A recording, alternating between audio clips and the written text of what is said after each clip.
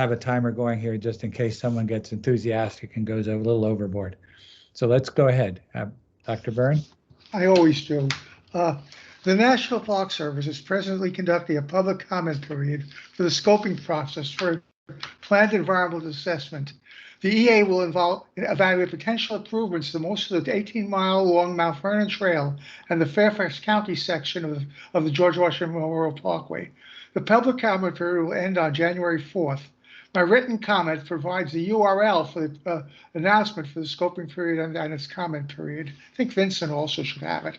The project will increase the width of the trail from 8 to 9 feet to at least 11 feet in Arlington, on Columbia Island in DC, and in Alexandria. The new width will be at least 10 feet in Fairfax County. In some places, the project may create separate pedestrian, bicycle trails whose combined widths will be larger, similar to the WD trail proposal. The adverse environmental impacts of the trail widening include the addition of impermeable surfaces near the Potomac Rivers Resource Protection Agency, as well as damage to trees and their roots in the north and the loss of tree canopy. Participants in the scoping process can propose measures that will help mitigate the project's adverse impacts. They can suggest beneficial changes to areas near the trail and within the parkway in Arlington and elsewhere. That's the most important thing about it. If proposed, those changes can convert many of the mowed lawns near the trail's roots to natural areas such as meadows and woodlands. They can also create pollinator habitats within the parkway's median strip by reducing the median's mowing. However, many people need to recommend these changes to actually have them happen. These mitigations will be important changes that can greatly improve the importance of the environment of one of Arlington's largest parks. If you want to see them happen, suggest them in comments that you send to the NPS no later than January 4th. Thank you. Thank you very much. And now we're going to turn it over to Ann Bodine with Mary Glass to follow. Ann?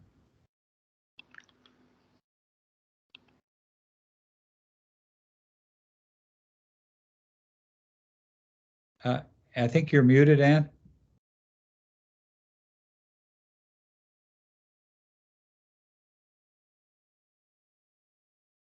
Can you hear me now? Yes. Okay, so sorry. Okay, I'm ready. First of all, happy holidays to all of you, and thank you for all the work that you've done over the last year. I respect all of your service. I'd like to invite all of you to go to the homepage of Arlingtonians for Our Sustainable Future and read a comprehensive paper that they just published on missing middle impacts.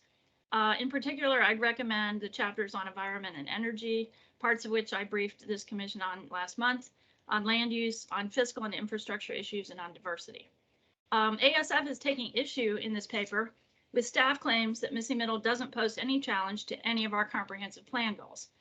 I would say, of course it does. The ASF paper shows that missing middle is not compatible with stormwater goals of protecting the watershed and preventing flooding, nor with the goal of becoming a carbon neutral community by 2050.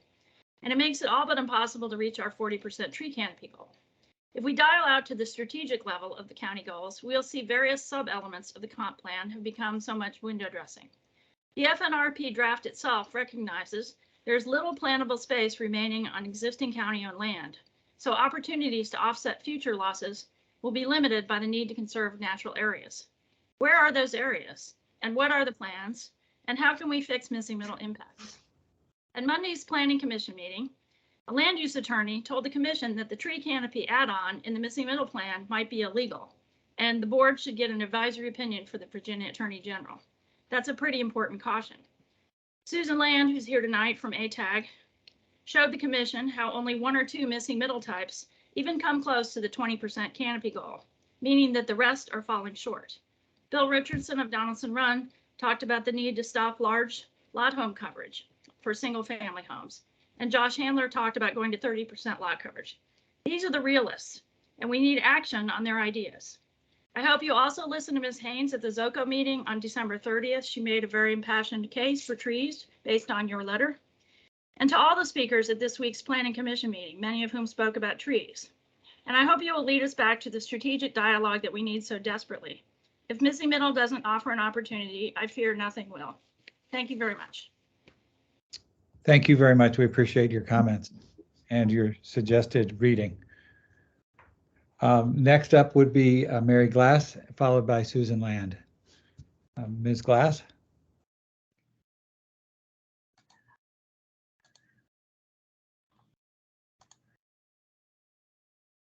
Okay, can you see my graphic? Yes, we have it. Okay, very good. First of all, I want to wish happy holidays to all of the members of this commission. It's been great working with you for the last year, and I look forward to 2023 with all of you. But what I want to do tonight is give you a heads up.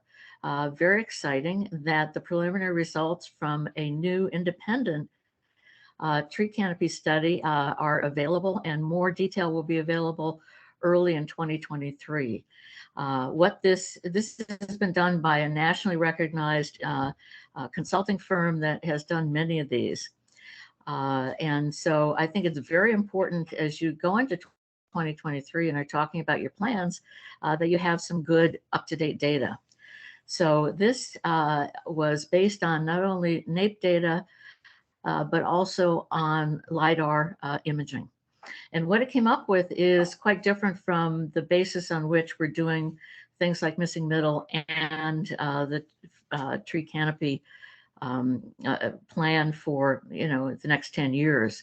And what it shows is that the tree canopy itself is only 31%, not 40%, and that 5% is shrubs. But also importantly, 41% is impervious surface.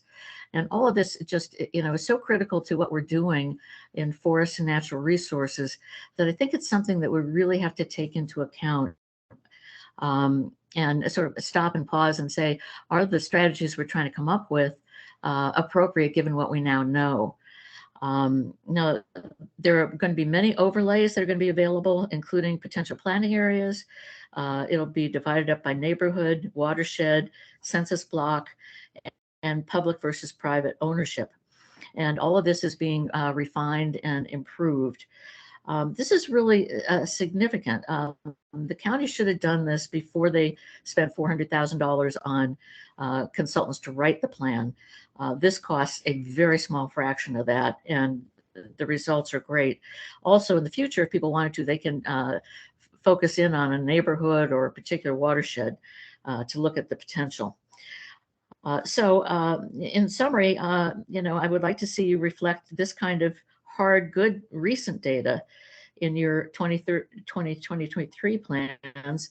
And also you have the stormwater utility coming up. And that's something that other cities have looked at and decided to allocate a specific amount every year from that to forestry and natural resources as green infrastructure that can be used to meet the stormwater goals. I encourage you to repeat your concerns about the missing middle and the plan to the board, and request a pause in the writing of the plan so that we can evaluate it. Thanks, Phil. Okay, thank you very much. We appreciate your comments. There we go. And so next up will be Susan Land. Ms. Land, you have the form. Okay. I did send some slides to you. Vincent, do you mind putting those up? Is that possible? Yeah, I can pull those up. Let me pull those up.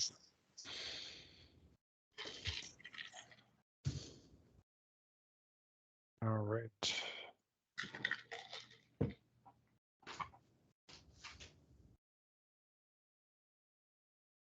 Here we go.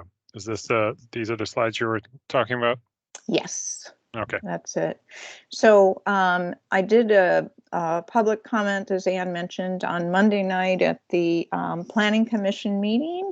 And I presented 3 issues. The first 2, I think this group has already heard of. In fact, I think I presented it at last meeting, so we can sort of just go through those quickly. But just as a reminder, again, the 20% tree canopy remaining on single family single family lots is still something that we think is at risk, and it would be better if we could get a legal opinion on that to make sure that can't be challenged when we go to this missing middle zoning.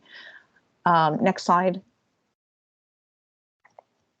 And again, this is the calculations that we did as ATAG to try to figure out if the 1 tree per unit policy would result in something close to 20%. We came up with numbers that were about half of the scenarios came up with, we were about 10%. But Vincent, I know you all did maybe done some different numbers, and we might want to double check those, and I'd be happy to double check these with you. Make sure we're accurate. But no, issue numbers 3 is what I wanted to bring up with this group. So that's the next slide. The 1 tree per unit policy, it's not really based on available lot space. As we understand it, the missing middle buildings will be the same size and have the same lot coverage and setbacks, whether they are an 8-plex or a duplex or a 4-plex.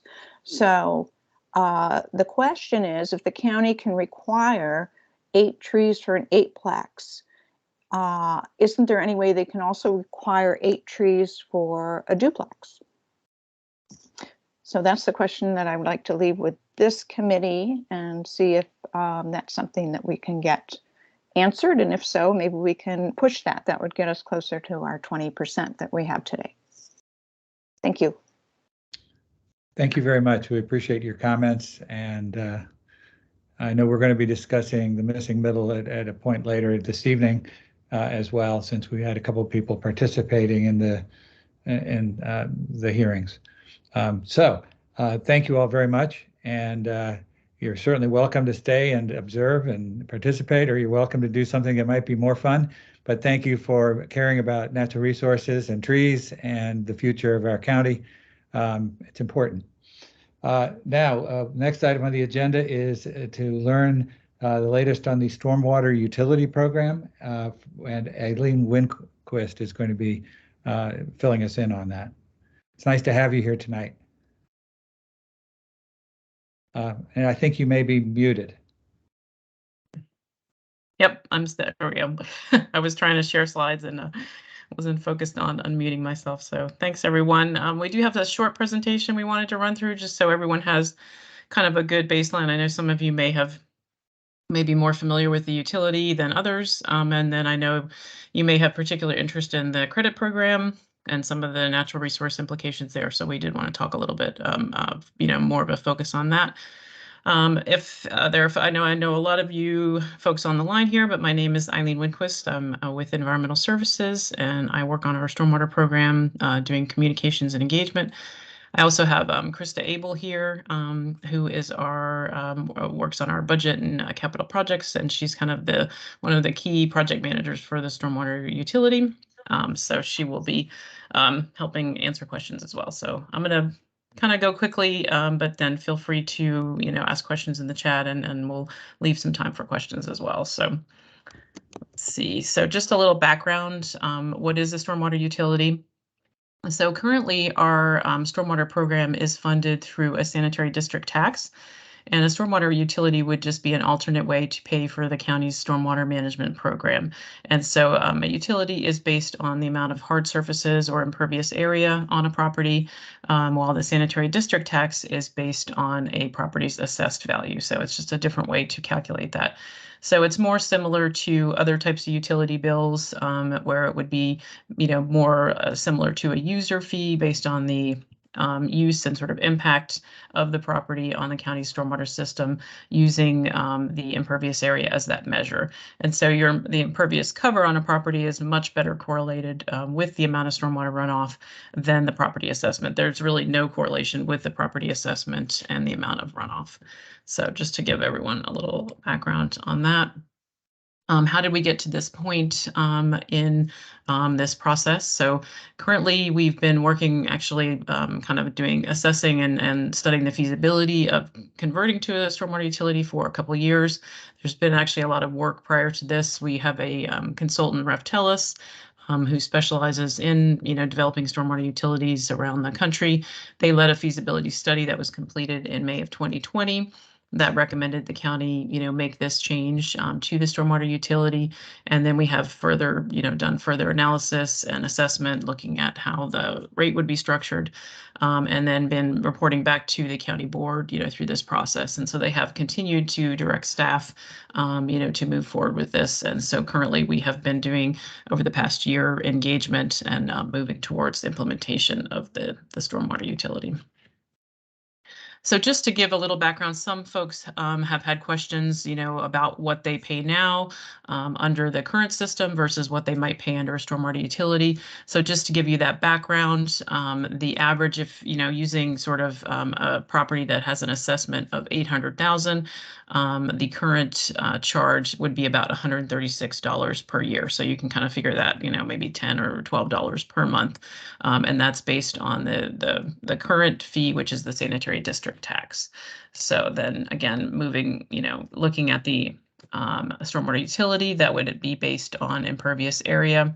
And this slide just illustrates, what areas on a lot would be considered impervious. It's just any portion of a property that's covered with hard surfaces and doesn't let water soak into the ground, including your patios, roofs, driveways, and walkways. So properties with more impervious area would pay a higher fee under a stormwater utility. So why is the county considering changing to a stormwater utility?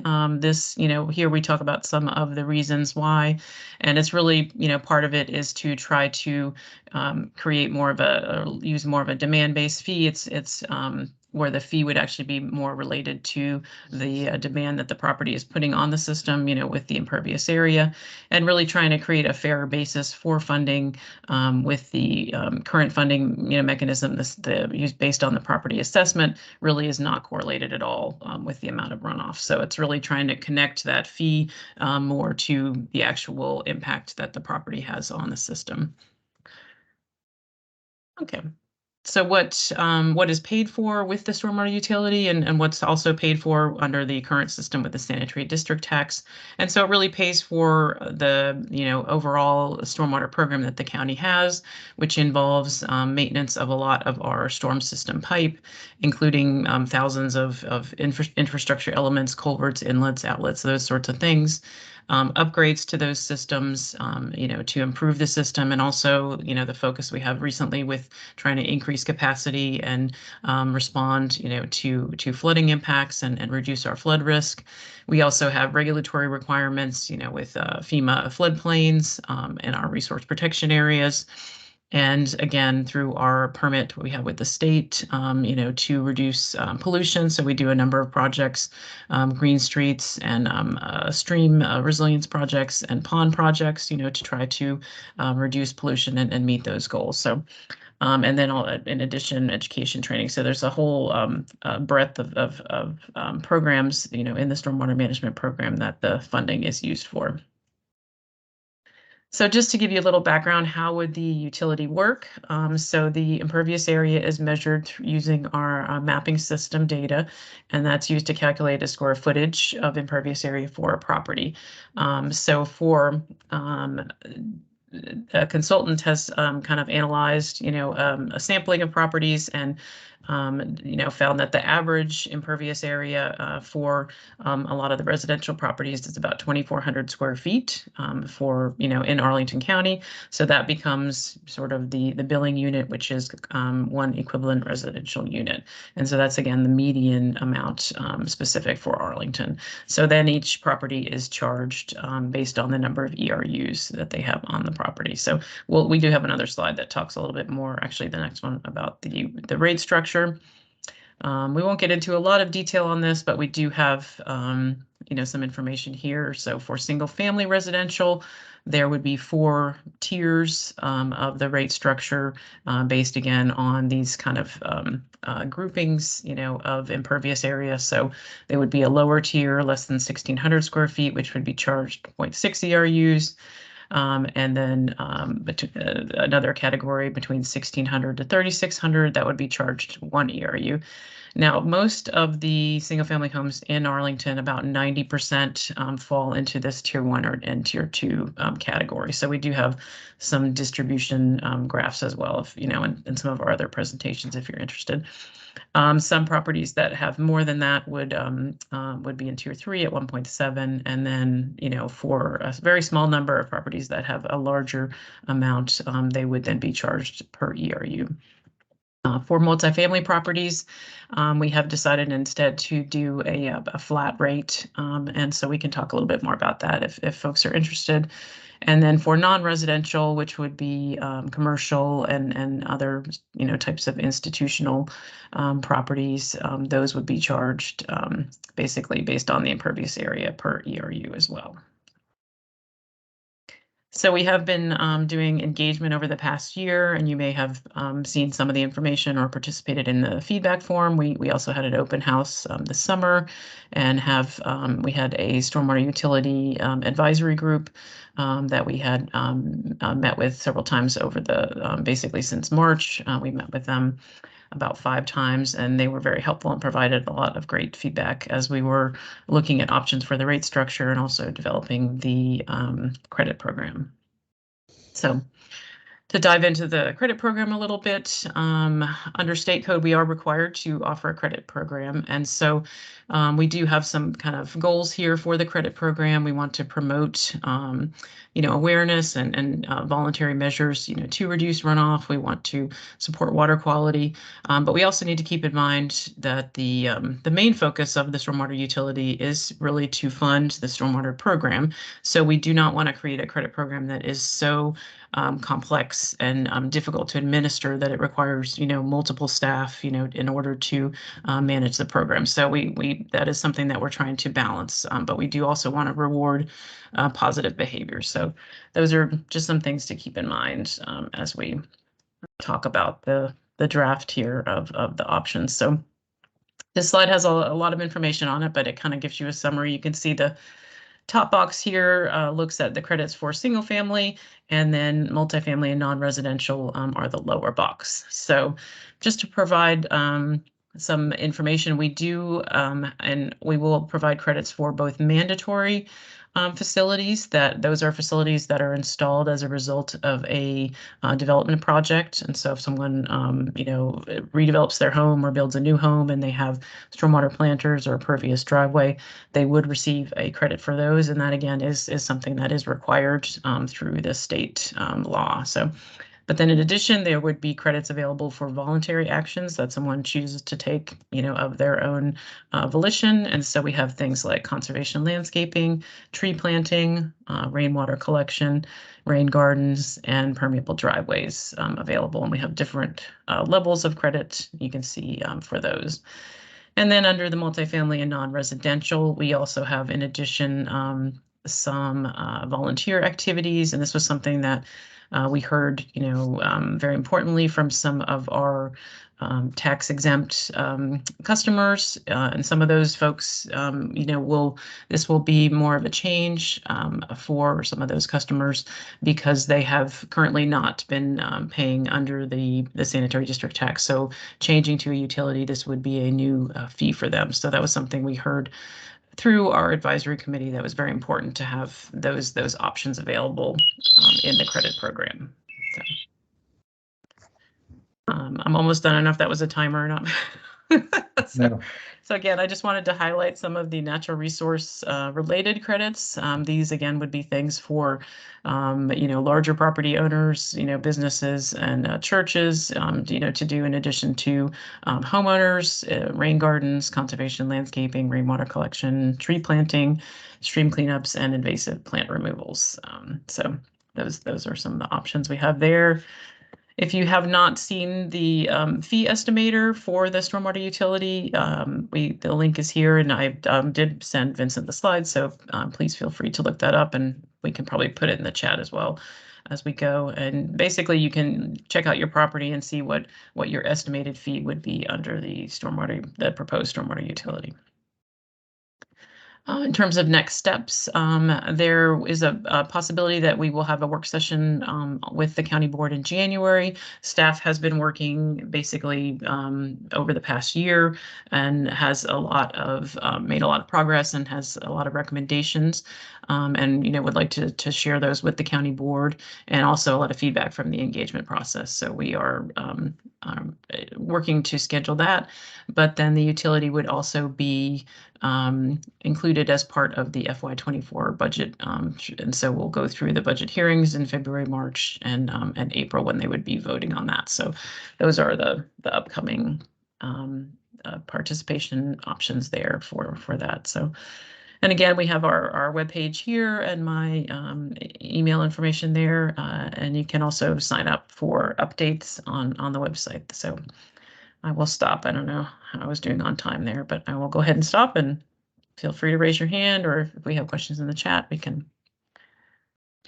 look at those. So, well, thank you very much. Why don't we we'll open up to questions from the commissioners. You can raise your hand, and then we'll call on you, but I'm sure we have questions on this new program.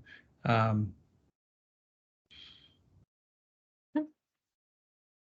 me see, I'll go ahead and stop sharing. Okay, Noreen. Okay, Noreen, your hand is up. Yeah, hi. Hi, Eileen.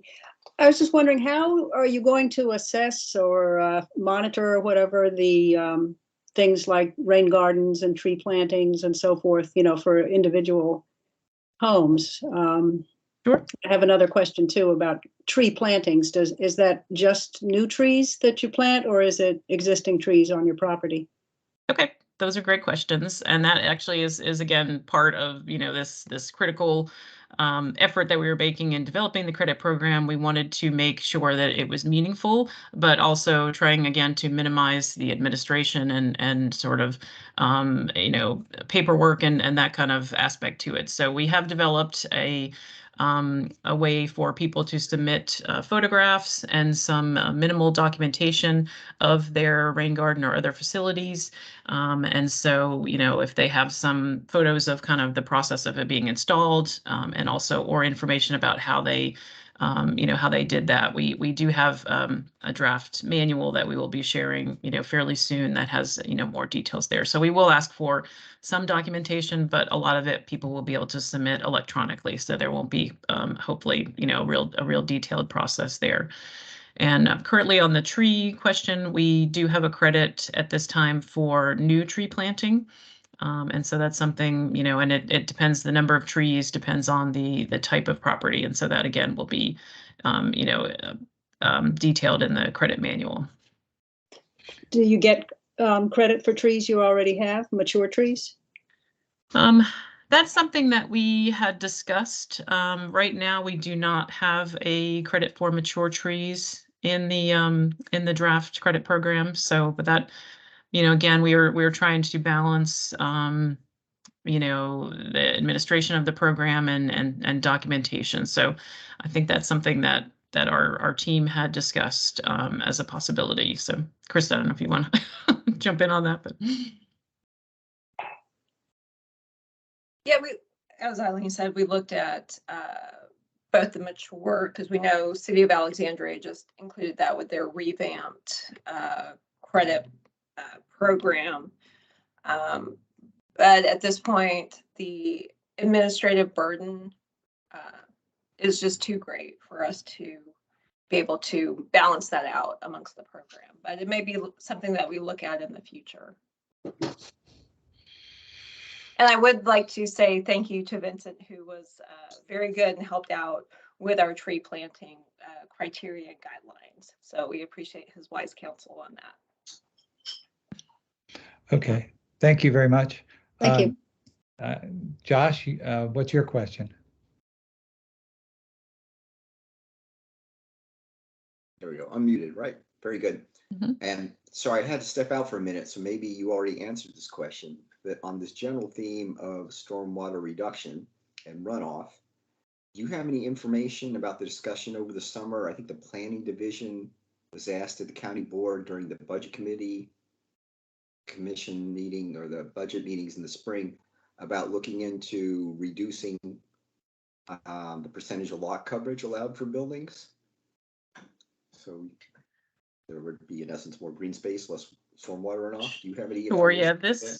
the stormwater utility is really a separate process from that. I think if the board chose to take up lot coverage, I mean, again, that would, that is usually kind of a significant process when that is, kind of revisited. I know they looked at it back in 2005, and made some changes at that time. But again, that's kind of a larger community conversation. So that would not be affected by the stormwater utility. This is really sort of looking at, the actual measures on the lot, but not what the controls are, if that makes sense. Yeah, no, it does. I appreciate they're kind of separate, but just thought you might have some information since they are interrelated. And then probably then my question would be more specific than if you haven't answered this.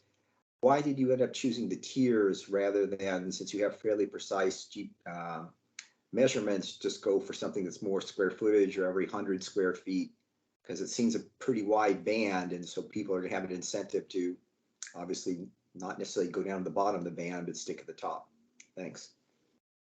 Sure. So I'll go ahead and take this, Eileen. So when our consultant Raftellus was doing the initial feasibility work, they looked at multiple methods for setting the residential.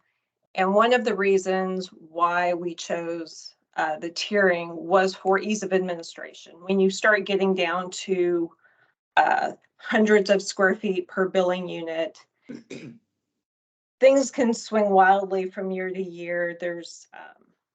And it requires, I think, a much higher level of precision than our GIS than we were comfortable with. And you would be having to basically rework your whole list every year instead of looking for areas of change. So our consultant did look at it, but their recommendation was the residential tiering. And they did look specifically at Arlington. They did the sampling of residential properties to determine our equivalent residential unit at 2,400 square feet. Can I have one more follow-up on this, Phil, or we got other people in line? Well, let's let other people go. Okay. Then you can come Please, back if we still have return if time. we got time. Thanks. Yeah, thank you very much. David, what's your question? Two quick ones. One is, have you gotten yet to the point where you're thinking of an exact frequency for the survey? You're talking about, Krista, a minute ago, you said, well, it would be, there's an administrative issue and you might have to do it every year. Well, we're talking about multiple millions of dollars of revenue. So it seems to me that some of the administrative steps in order to do this the best it can be done would be minor compared to the revenue that is involved here. So I'm wondering what kind of a expenditure you're thinking, and one of the things that translates into is the the frequency of the survey itself. So we will be using both our current GIS contracts, which we utilize the state aerial imagery, but then we're also procuring a new imagery service, and that will be on an annual basis. Actually, the one we're procuring does it 3 times per year, but only really one will be for our purposes, but the 3 times gives us lots of coverage. But no, I mean, we will be reviewing the GIS annually, looking at that annually, but it does create a higher administrative burden when you're assessing each of the residential units on a smaller or more precise basis rather than doing the tiers. Sure. No, I understand. I'm also wondering whether the survey type that you're talking about is a survey that could also be used for measuring tree canopy. I am not an expert on GIS. I'm a financial person, but we have been involving all of the other county departments in looking at and demoing this new aerial imagery. So not only for DPR, but then also for public safety and other areas too. Okay. Sorry, go I ahead. have a really quick answer to that. Most of the time impervious studies are done leaf off, so people can see the underlying impervious area, and that is the worst time to do a tree canopy study, so it doesn't necessarily work together. Okay. I'm looking for a way to pay for the tree canopy study with the stormwater fee. Okay, sorry, one real quick other thing, just your point about the commercial, the fee schedules for commercial. I think if I'm correct, these are in the opposite situation as churches and other nonprofits where they have a lot of land and have not paid. Well, in the case of the commercial, they're paying right now by value, real estate property value. That most of these are going to actually probably see a reduction. And so how's that going to work? Is it just going to be, they're just going to pay less? Are you going to scale it down in a way to offset the scale up of the nonprofits? Or how is there any grandfathering? Do you know what I mean? Yeah, under state code, there's nothing we can do based on the type of use a place of worship or nonprofit is placing on the property. It's solely based on your customer class or what the property looks like. So we couldn't charge places of worship a different rate than we charge, JBG or one of those big commercial properties. So it's all based on the type of property. There's really nothing we can do because of state code. I know there was a point that I wanted to make.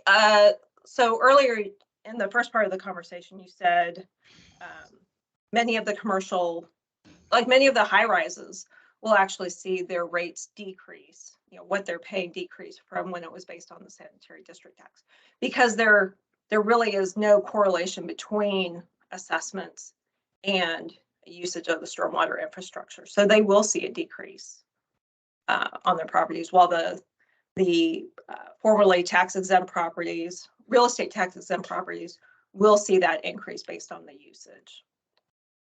Yeah, is there any way to ensure that they pass those decreases on to the residents? No, actually, there is no way for us to do that.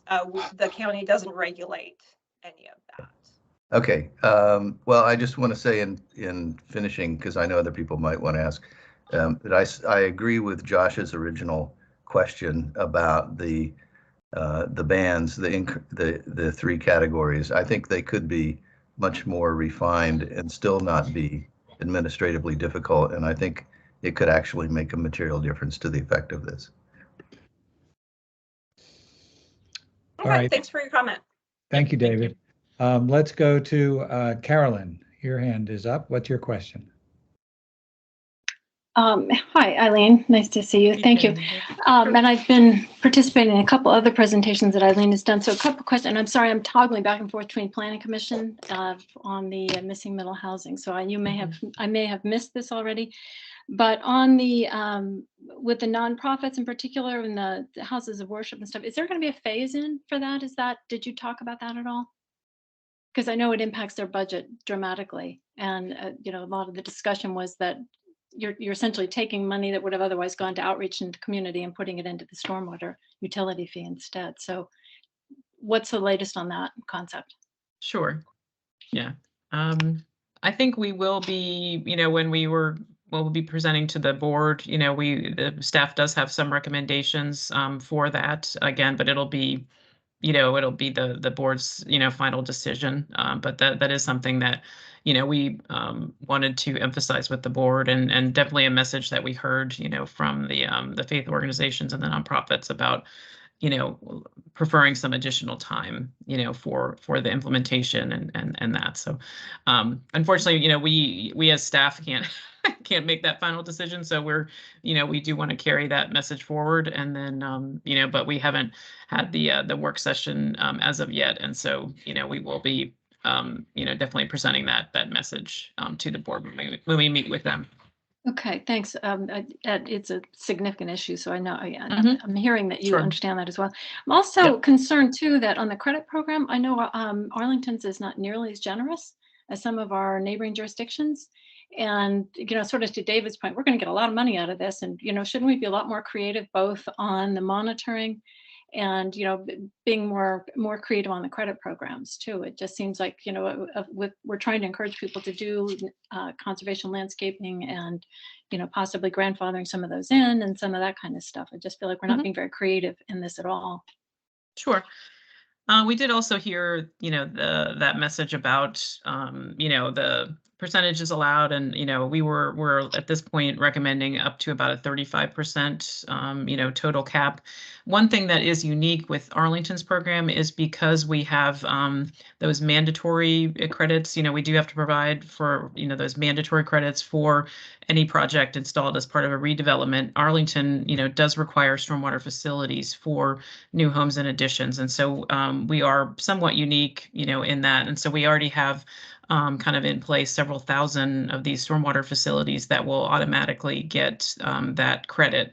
So our credit program kind of at the very beginning is going to be much larger than some of our other local jurisdictions. So that's just But it's something that based we on construction. It's not based on what people are actually doing on their property. It's a very minor credit for what people are actually doing on their property. And in my mind, it feels imbalanced because we know we're going to get that, through LDA 2.0. So, it feels like we could be doing a lot more and being a lot more creative. This feels Sure. way too narrow for me. Okay. Yep. I mean, Anyway. we definitely hear that, but I think another important thing to keep in mind is kind of the intent of the utility is really, to fund the stormwater management program. So it would be different if you were purely designing an incentive program or something, separate, but again, the main purpose of the stormwater utility is, to fund the stormwater program, with the credit program being a component of that.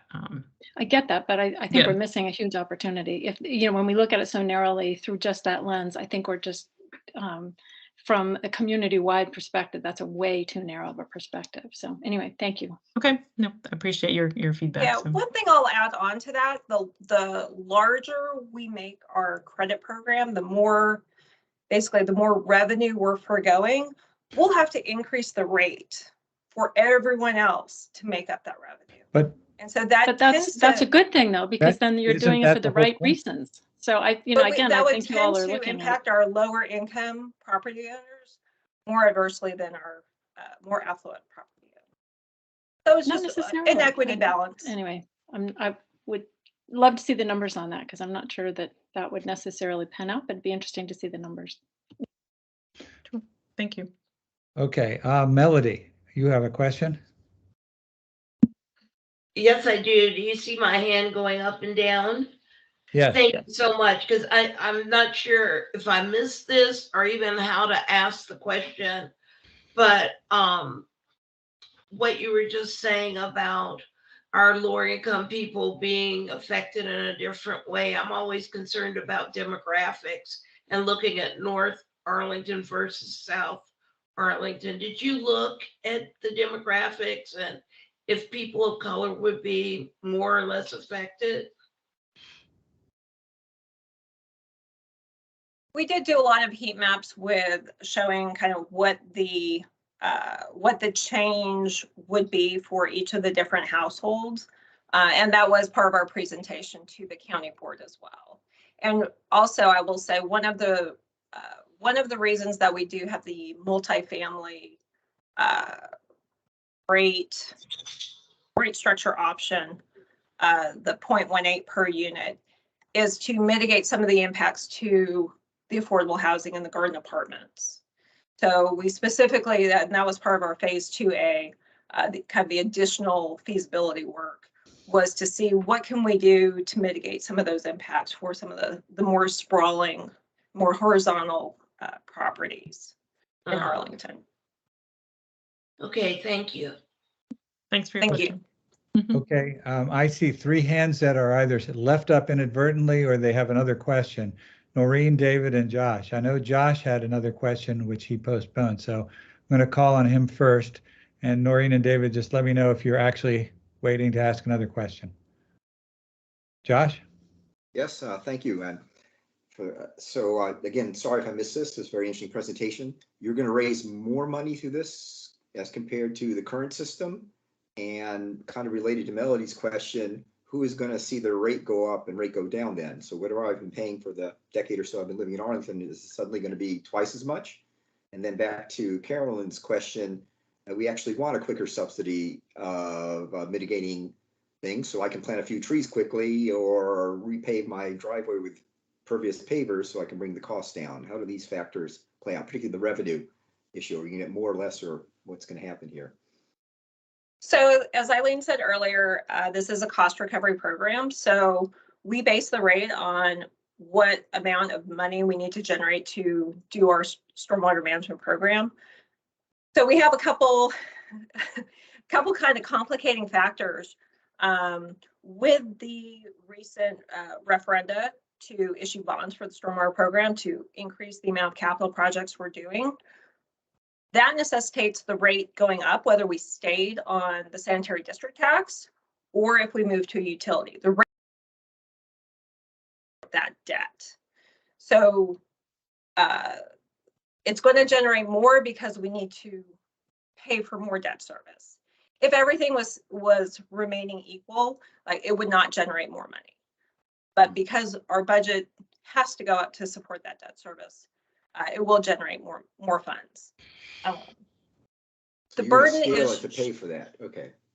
Yeah. So as we start to issue the debt that was authorized from the citizens on the last two referenda, that debt service will start to hit the budget. So we'll see. We saw debt service in the FY22 budget and then FY23. And as we start to issue more and more debt, the rates will increase to support that.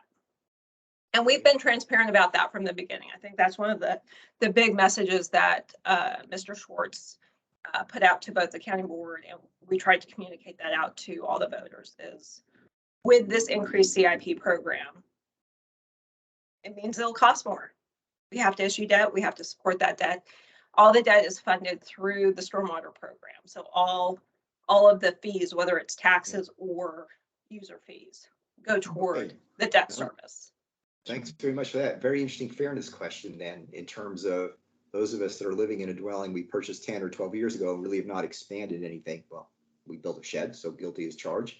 But those in other parts of Arlington that have not done those things, then we've piled on this debt to account for building that's been done in the last 10 or 15 years that we're now all paying for. A lot of that has come from greater size houses, as well as whatever's been paved in the development corridor. So yeah, I think Melody's onto something in a very interesting way, not only in terms of people of color, if you will, but in lower income, but just a fairness issue. Well, in terms of recent construction, increase the flooding versus you haven't been in your house for 20 or 30 years and suddenly now you're paying for it all. I think a lot of our system improvements really are, for dealing with, wider scale flooding impacts. So I know there's always a lot of concern with redevelopment and impacts from that. But, the type of flooding that we're seeing, is more watershed scale. It's really a broader system, type of issue versus kind of the more lot to lot impacts from redevelopment. So, and again, as we, since 2014, we have required stormwater management facilities for any redevelopment project. So any new impervious that is created with a redevelopment, they do have to install, pervious driveways, planters, other things to manage that. So, but a lot of the CIP funding that Krista's referring to is really going towards, larger scale system improvements versus, kind of more of the impacts from smaller redevelopment projects. I'll think about that for a minute. Thanks very much. Very interesting. Sure. Okay, thank you. Sorry, I know we're a little bit over our time allotment. And David, do you have a question? And if so, can you make it a brief one? Very brief. Mostly I have a question because I couldn't figure out how to turn off the hand because my screen is different than it's ever been for Microsoft Teams. But anyway, so I think that maybe this project has been a little bit miscast, in my view, as being a revenue recovery, a fee recovery program to pay off debt, as opposed to an opportunity to generate a solution-driven initiative to deal with stormwater that eventually, over time, might actually reduce the amount of gray infrastructure we have to create. I just think that we need to have a broader view, and all of this issue of cost boils down to, what's the definition of cost? And if you want to have a couple $1 million of costs that involve staff and training and public education and a variety of other things as part of this, that ultimately benefits the overall stormwater system. So I just think it's defined a little bit too narrowly. And I'd like to see, before we get so far along that you can't change anything in the approach, I'd just like to see a little bit more flexibility. And that also goes back to Josh's point. It means that you have to have the beneficial results of that flexibility by passing it on to individuals who are making more responsible decisions on their own property. If I can figure out how to put down my hand, I will, but otherwise I don't have anything else to say. Okay. Thanks for your comment, David. Okay. We appreciate it. Thank you. And I am just going to comment briefly myself. I'm disturbed that this program does not offer any incentive to keep large old trees, large canopy trees on properties. In fact, the incentive is to cut it down and plant 2 or 3 small ones, which will produce real stormwater reduction 20 years down the path. So if we're doing this change, I'm not sure why we're not building in incentives to protect and preserve our existing tree canopy, as well as these incentives to plant little rain gardens and things like that, which have nowhere near the same impact from a stormwater reduction process. I think that I understand that you're trying to get funds to pay the debt, which is for a critical thing for us to have a water system, stormwater system that works for the entire community.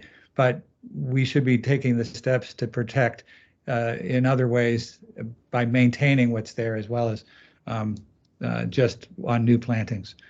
And so you don't need to respond. I know you're doing what you can with what your charge is, but I hope that this will be addressed at another level before it's too late. I want to thank you both, Eileen and Krista, for coming tonight. It was very informative. And I know I did not know much about this, and I'm pleased that you took the time to share it with us. So thank you very much. You're welcome to stay for the rest of the meeting, or you're welcome to do something that might be more palatable. So again, thanks for having us. Thank you. Yeah, appreciate the time. Yeah, thanks for having us and for all your great questions. Okay, for the commissioners, we have another guest speaker. So I'm going to suggest we go to that, and then we can talk afterwards if we're going to, what action we might want to take to express our views on the stormwater plan as has been explained to us tonight. So if you all will go along with me on that one, I'd like to introduce Paul Gilbert, the Executive Director of Nova Parks, to talk to us about their what's going on in the parks and their new strategic plan. So Paul, are you, after patiently waiting, are you ready to join us? I am absolutely ready to join you. And I'm uploading the presentation as we speak, which hopefully will pop up here. Looks like it's getting ready.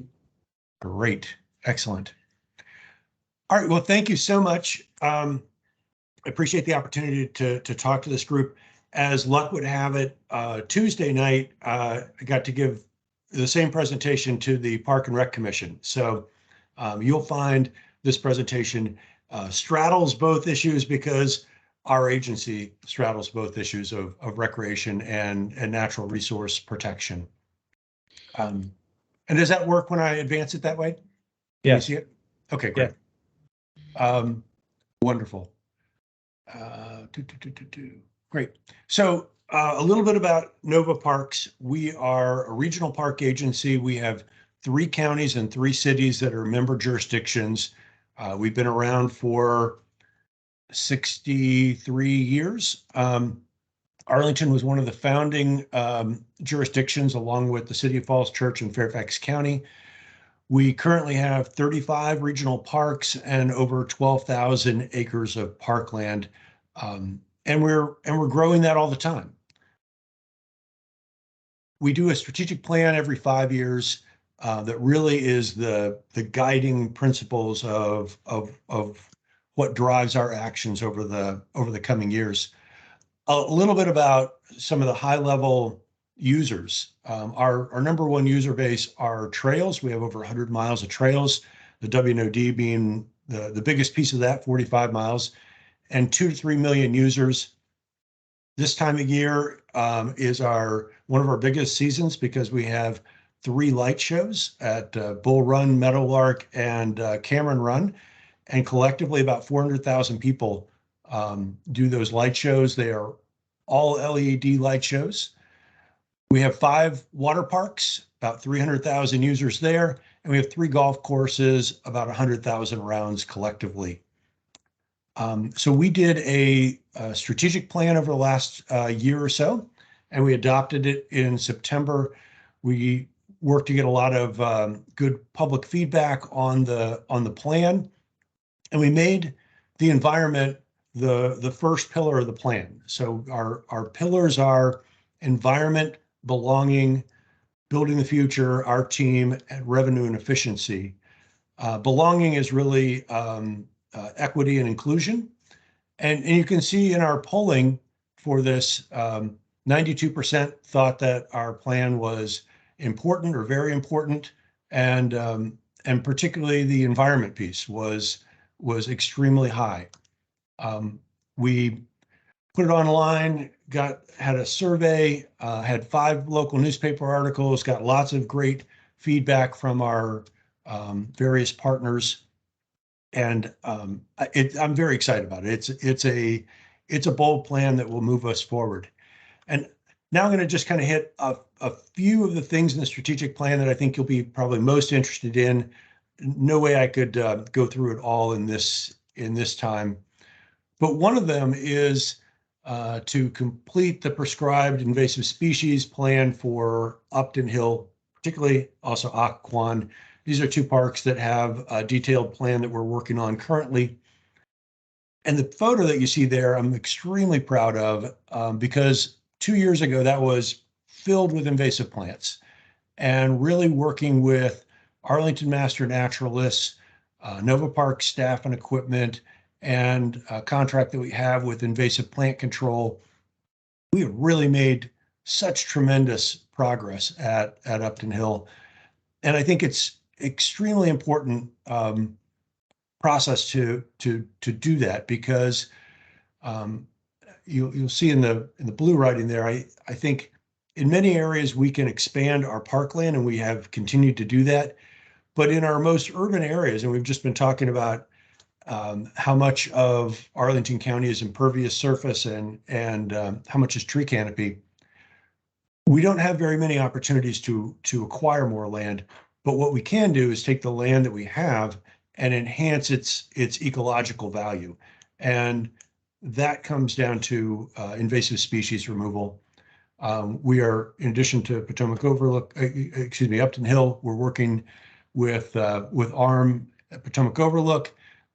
We want to really accelerate some of our invasive species removals on the WNOD.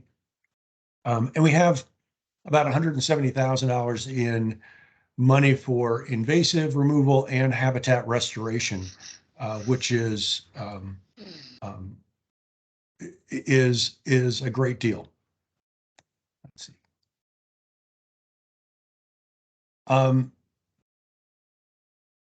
See, did I hit the next one? Yeah. So you will see Melody right there in that photo. Another part of our efforts are to really expand our nature outreach, and we are going to be putting more interpretive signs about habitats within our parks. We have a series of signs about forest succession that will educate the public about that. We've for about 2 years now, had a Black and Hispanic birding program based out of Upton Hill. That's a wonderful partnership with the Arlington NAACP, with the Arlington Master Naturalists, with Audubon Society of Northern Virginia, and Nova Parks. And we want to take that model and expand it.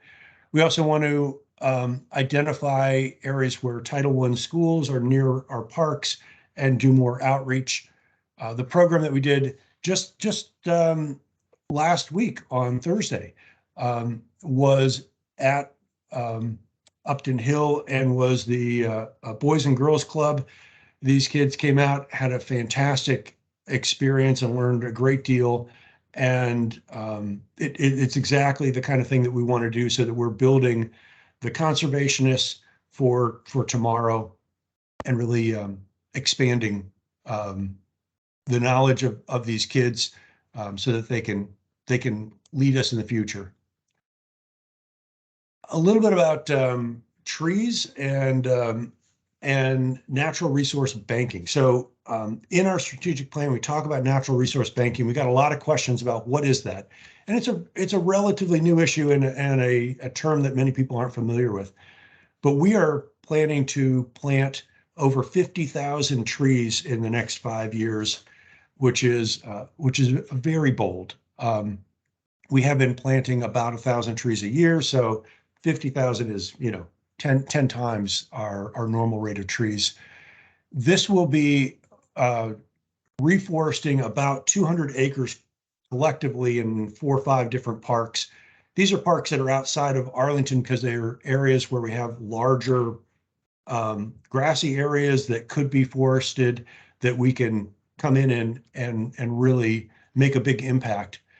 And while those reforestation efforts may be just outside of Arlington, they will benefit us all by filtering the air, helping groundwater, doing all the wonderful things that forests do, expanding habitat for wildlife.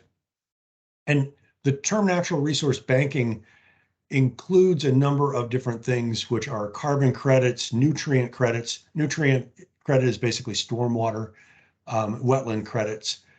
We are currently working on nutrient credits. We're currently working on developing some carbon credits, and these will result in this 50,000 new trees.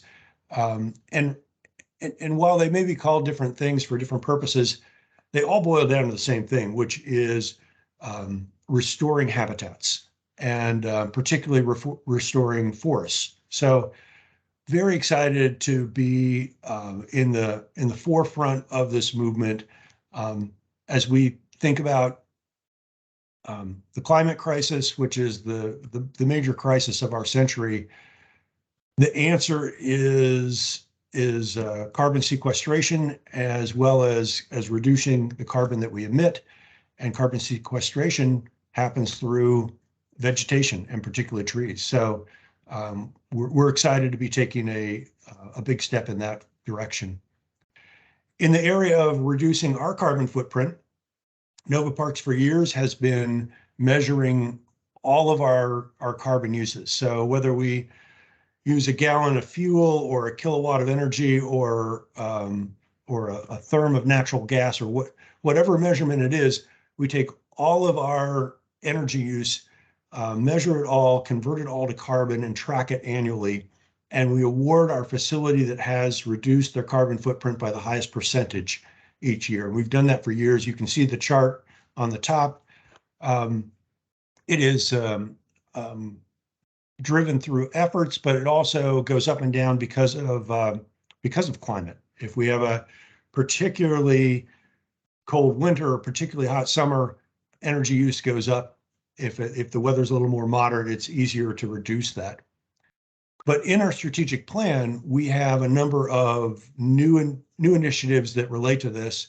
And it's the adoption of electric vehicles, adoption of electric mowers, EV charging stations, solar panels at more of our parks, so that we're taking a lead in these areas within the constraints of our budget, which is always constrained, We're going to be trying to put resources towards these things, demonstrate them, help the public understand them, and help move us in a positive direction.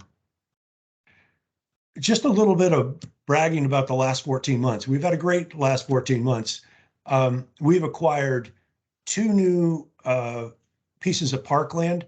One is property on the Potomac River in Loudoun County, and the other one is the Winkler Botanical Preserve in Alexandria.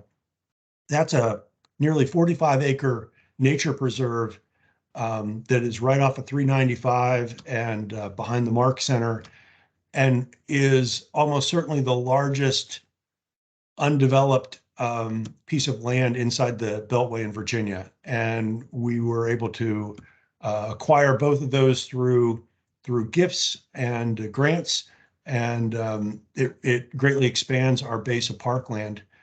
We've also unveiled 10 new interpretive signs that focus on diverse history, on Black history. The picture in the upper right you see was on the WNOD, where we unveiled last February a series of signs about segregation practices when the WNOD was a railroad. We have also unveiled 2 really innovative facilities. One is the dual trails in Falls Church, and the other one is Climb Upton at Upton Hill. So a little bit about dual trails. We got a lot of interest in that because our strategic plan says that we are going to pursue dual trails in Arlington, and we have a grant for the design. So there's no grant to build it, but there's a grant to help us do the design. We haven't started on that yet. We're still working on grant logistics and working all that out. But I can talk about what we did in Falls Church and talk a little bit about some of the constraints we can see in Arlington as we move forward. You just spent a lot of time talking about stormwater, and the revised dual trails in Falls Church addresses stormwater for the first time. The WNOD was as everyone knows, a rail bed. And in the 1980s, we put a strip of asphalt on it. And over time, that asphalt has grown as the trail's use has increased. But with the redesign, we sheeted all the asphalt to a swale that goes along the side. We have French drains in there. We have modular wetlands, which I'll explain in a second. We have the swales are filled with native grasses, pollinator plants. So it both enhances the biodiversity as well as handles stormwater. As you all know, the goal of stormwater is slow it down, filter it. And that's what we've designed. I think we were the first organization, public or private, in Northern Virginia to use this new technology called a modular wetland. And you see a picture of it at the bottom. It's a concrete structure that's buried underground at the surface, and it captures the water, runs it through a bunch of media that filters it, and has plants growing out at the top. From the surface, it just looks like not much, like a flower bed, but it does this task of capturing the water, slowing it down, filtering it, and releasing it more slowly. So we're excited about that. The Falls Church dual trails achieved a bunch of different things. We were able to remove a lot of invasive species. We were able to enhance the biodiversity through the plantings that are there, and we were able to address stormwater. So I think we've set a model that is a great model, and we need to figure out where and how we can apply this in Arlington. The picture at the top is a Falls Church section. The 2 pictures at the bottom are places in Arlington, and particularly the lower right, you can see that there are places along I-66 where there really is no room to expand. We have bridges, we have poles, we have all kinds of obstructions. In other areas, 4 Mile Run is just off the trail property. So we're going to have a lot of obstacles that we're going to have to figure out what to do with and how to design around. And in some places, we may not be able to achieve the goal, but the overall goal, and the goal I think is really worth thinking about, is that the WNOD is not just a weekend recreational resource anymore. It has over time become a major transportation network and a carbon-free transportation network. And that is fantastic. It gets back to the number one issue of our century is global climate change. If we can lean in and make the trail work better, that will help us address those issues. One of the things we're seeing is more conflicts of users between the intersections. It used to be all the accidents happened at intersections. Now pedestrians and cyclists are bumping into each other more and more. We've done traffic studies. Almost every intersection with the WNOD fails or is near failure just from a traffic study perspective. So it makes sense to, wherever we can, improve it so that we can get more capacity, so it's a better experience for everyone to use the trail. And it's an opportunity to get in there and design it so it filters our stormwater and enhances our biodiversity. There's been, there's those that don't like the idea. I mean, there is no plan yet on Arlington, so all people can oppose is the idea. Have talked a lot about trees. There are some trees, but because it's under the power lines, the trees are pretty minimum under the WNOD. And that's always been the case, because if a tree gets too big, Dominion will cut it down. So there are trees, and there are also a lot of invasives because it's a rail bed, and rail beds are filled with invasives everywhere. And there's an opportunity to go in there and really do some nice improvements while we're making this carbon-free transportation network. So I'm almost at the end. I want to give a shout out to Arlington Master Naturalists. They have done amazing work in partnering with us at our parks and helping us address invasive species. I'll end with this beautiful picture again, which looks so much better than it did 2 years ago. And I am hoping we can do a lot more efforts like this and see that kind of result. But happy to answer your questions. Thank you very much, Paul. We appreciate that. I'm sure that we've got a number of questions for you. I'll let everyone compose themselves for a moment or two. But I want to thank you for the partnership with Armin.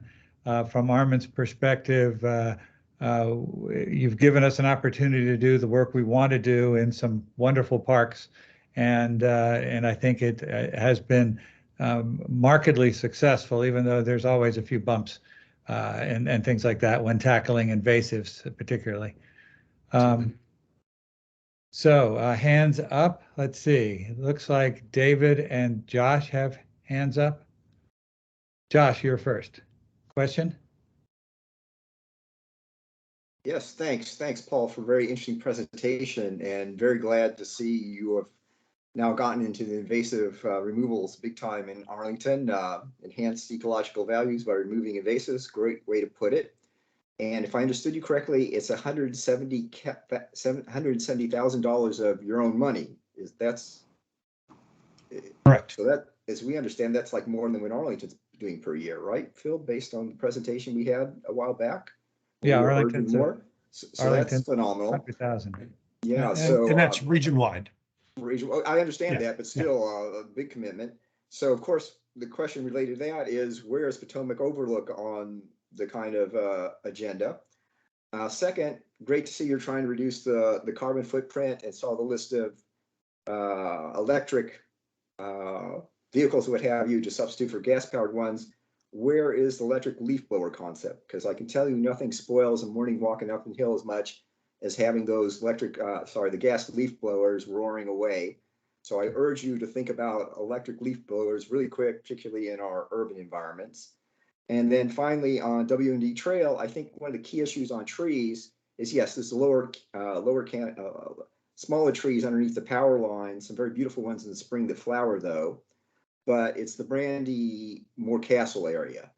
That straightening the trail, as was talked about earlier at the beginning of this, would involve cutting down mature trees there. And then second, the overall issue of, we already have a dual trail through most of that part of Arlington. There's your trail, so to speak, and then the one by Arlington County. So can we better manage those, preserve some trees, and avoid putting a road right next to 4 Mile Run? So sorry, 3 different kind of points there, but just there's kind of questions in all of them. Thanks very much. Sure. I'd also like to give a shout out to Michael Nardolilli, who is one of our Arlington County representatives on the Nova Parks board, who has also joined us. So, and Josh, forgive me if I miss any part of your questions, but I'll take the last one first, which is the dual trails. Again, we haven't designed any of it yet. It is an idea. And so we will start the process once we get the grant lined up. And I think we're keenly aware that we want to do this in the most ecologically sensitive way we can. And I think our plan is we'll probably do like a very ballpark design, like a 30% design. So not the high detail, and then really shop it around and get a lot of public input, because it doesn't make a lot of sense to take it all the way to full detail and find that there's not an appetite for it. So we're gonna do enough that we can all look at it and think about it, and then we're gonna come back to your commission and to others in Arlington and get feedback and refine it as needed. You asked where Potomac Overlook was in our invasive species plan. I would say top of the list. I think we are very interested in tackling some of those areas. Again, as we think about it, there are places where we can acquire new land, and there are places where acquiring new land is much more difficult. And in those places where it's more difficult, recapturing land, restoring land is probably our best bet to essentially, it's almost equivalent to getting more land when you take it from a monoculture to a diverse habitat. So, yeah. And there was a third, and I electric leaf blowers. Electric leaf blowers, sure. Particularly up in Hill Park, which is in this urban setting. Yeah. So we have in our plan to add electric mowers. We have specifically, and we have a date, but we also say when commercially available. And I think what we're going to be doing is probably adding some battery powered electric devices, whether it's a blower or a weed whacker or that sort of thing, in our more urban parks that are smaller, and they work better there, where you only need to run it for an hour and then don't need to run it. There are places like the WNOD is a great example, where our maintenance crew starts on one end of the 45 miles and goes all the way to the end and then starts again, and they are mowing, weed whacking, blowing all day long, and we need to make sure that we have a tool that will do the job. So there may be some limitations initially, because technology is catching up. Technology is getting better all the time. But there are parks where we don't need it. We don't need whatever it is running all day long, where an electric powered one can be used well. Upton Hill. Thank you very much, Paul. Let's throw that out there. All right. Thanks very much for the presentation. Sure. Okay. Thank you, Josh, for your questions. Melody, what's your question? It's more of a comment than a question. Hello, Paul. So Hello, good to Melody. see you again. I wanted all my fellow commissioners to know that Paul took time out of his busy schedule to join us at one of the nature programs in Black Birder, Black and Hispanic, Latinx birder programs. We headed up to Neil last Thursday. And I really appreciate this plan and the emphasis that you have on making people of color feel welcome in the parks. That's what I hear more than anything in the parks from people of colors. I don't see anybody who looks like me, or I don't feel like this is a place that I am welcome to come. So thank you so much, Paul, for the emphasis that you're placing on making these parks available to and welcoming to everyone. Thank you so much. Melanie, it is always such a pleasure to work with you. I will just share with everyone that Melanie reached out to me a few weeks back about our manager at Upton Hill, Evan McGregor, and said he is doing such a great job, and he's doing a great job in building these partnerships that are bringing in the Boys and Girls Club, doing the Black and Hispanic birding program. These are the partnerships with Arlington Master Naturalists, with Arlington NAACP, with Audubon Society. And because of her suggestion, we gave Evan the first of a series of awards that will be given that is called our Strategic Champion Award. And so I thank you for pointing that out, and appreciate all that you're doing to help us out. Thank you, Paul. Okay, Steve Stockwell is next with a question. Hey, Paul, thanks for the presentation. Kudos to you for your bold tree plan. A couple of questions though. On the WNOD, I ride the WNOD quite a bit, and I really like the dual trails that you implemented. But on the pedestrian trail, would it? I know you said the trails were permeable, but wouldn't it make more sense to make the pedestrian trails something like limestone chips or something other than asphalt? And the second question is, are there any you've outlined some problems with putting trees on the trail. What about putting in plants like milkweed that would be attracted to pollinators? And that leads to a third question. Is there any plan for systematically putting in sort of pollinator attractors throughout the parks? Thanks. Yeah, great questions. So we have, and I could share with the commission after the meeting a list of the native grasses and shrubs and other things that we put in Falls Church. But adding milkweed and other pollinator plants is always good. We have pollinator plants, but you can never have too many. So that might be something that we can do even more of. You ask about the dual trails, and the actual asphalt most of it is non-permeable. There are some sections of permeable asphalt, and the reason is that the WNOD gets driven on by large utility trucks, particularly Dominion, and the permeable concrete and asphalt are structurally not very sound. So they work well where you're not going to have a heavy vehicle on it, but they collapse and break up where you put heavy vehicles. So we have sheeted everything.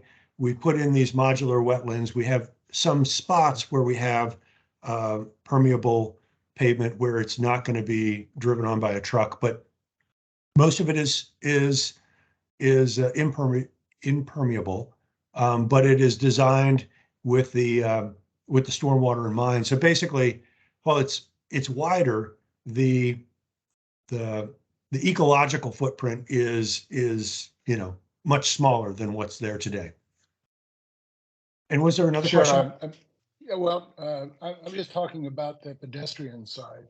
Yes, the pedestrian side. Well, the folks why make that asphalt? One is that's popular to have it as asphalt, and we would like to keep pedestrians on the pedestrian side and cyclists on the cycling side. And if you don't pave it, then pedestrians go back to the cycling side. The other issue is if you use stone dust or gravel or anything like that, it's largely considered impervious because it compacts. So it looks more permeable, but it doesn't perform terribly well. Okay, thanks. Okay, Jim McGlone, what's your question? Well, thank you. Thank you for the presentation, Paul. I actually read your, or at least the environmental part of the strategic plan before the meeting. And there were a couple of things that caught my attention. First of all, have you been reporting all of your tree plantings so they get credit at the state level for the Chesapeake Bay WIP 3 goals? And if not, we can talk offline about how to do that. The other thing, so I'm happy to talk with you okay, later about that. Also, you're talking about the nutrient bank. I don't know if you're aware, but the town of Purcellville has recently installed one. So you might talk with them about their experience in doing that, depending on where you are in your planning process. So if yours goes in, as far as I know, that'll be the second bank in Virginia that's using trees. And thirdly, and this is also for the commissioners, the Virginia Department of Forestry is using infrastructure money to set up and establish an invasive species program that I believe will have some funding to help do projects at the local level. Just, I think it was yesterday or the day before, we posted an invasive species specialist position to help administer those funds. So please be flexible in your thinking. There may be other money available to do more management on invasive species on the property. That's fantastic news. Okay. One of the challenges with invasives, and you guys all know this, is it's not a once and done. Like these plants just keep coming back. So you have to do it and then keep after them. Yeah. I'll send you an email. Maybe we can set up some time to talk about how Nova Parks and DOF can work together. I'd love to do that, Jim. Thanks. Okay. Okay, thank you, Jim. Now, Kit Norland. Kit, you're up next with your question. Yes, thank you, Mr. Gilbert, for spending the evening with us. Back to the issue of leaves, seems like there's an increasing awareness that the noise, the air pollution that comes with the gas-powered leaf blowers is bad for the health of the workers, and as Josh points to, is really becoming a quality of life issue. There's also increasing recognition that the nutrients in leaves are actually best left on the ground, or at least pushed towards the tree trunks. Is Nova Parks looking at a sort of a fundamental reduction in this exercise that would then, save labor, pollution, energy? Do you have some thoughts on that? Yeah, absolutely. We are always looking to where in our parks we can reduce the sort of manicured footprint. And if we can go to a no-mow area and let the grass grow, that's a great thing. If we can reforest an area, that's even better. So it's always a balance of what areas do we need kind of cleared out for recreational purposes, and what areas do we really not, and we could turn those back to nature. Because absolutely anywhere where we can scale that back, it's a good thing. Thank you so much. Okay, thank you. Nat, you're up next with your question. Yes, I was wondering if you could talk about the Trail of Visitor Center, the WNOD the Trail Visitor Center, please? Sure, absolutely. That is another big, bold idea with not a lot of detail.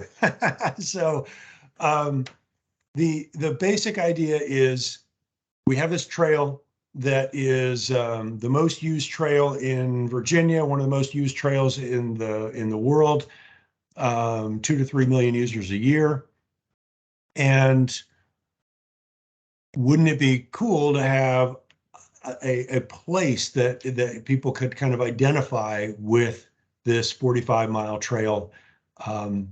And so we have a property that we might consider doing it, that is in Loudoun County.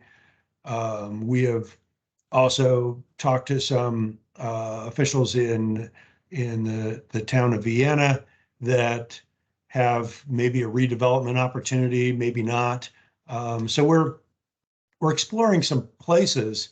I don't think there's a spot in Arlington, and it's interesting because while we have 45 miles, it's one of the most developed 45-mile corridors anywhere, because essentially Northern Virginia grew up around it, because the railroad came in, and then all of the stops from Shirlington to, all the way to Purcellville, all the towns and cities and places developed because there was a railroad there and a stop. So there are very few places where there's a few acres of additional land. So our property is 100 feet wide in most places, and in most places there's not any additional land, which we would need to build that kind of a visitor center where people could stop, get information, get something to drink. Maybe there would be opportunities to rent bikes, or, we haven't really thought through all the things that could be there, but it could really give a sense of place to the trail that right now doesn't have a one focal point. So. Thank you. That's great. Appreciate it. Okay, I think those are all the questions, other than I had a comment for you myself, Paul.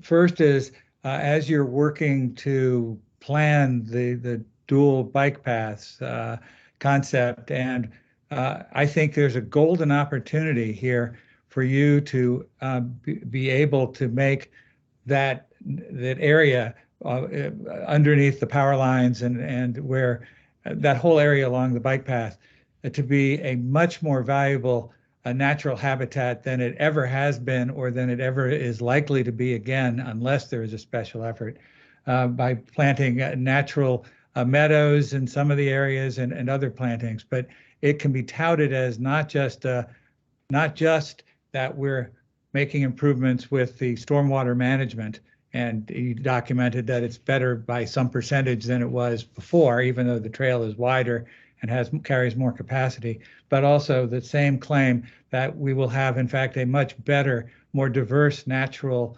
wildlife areas along that valuable bike path.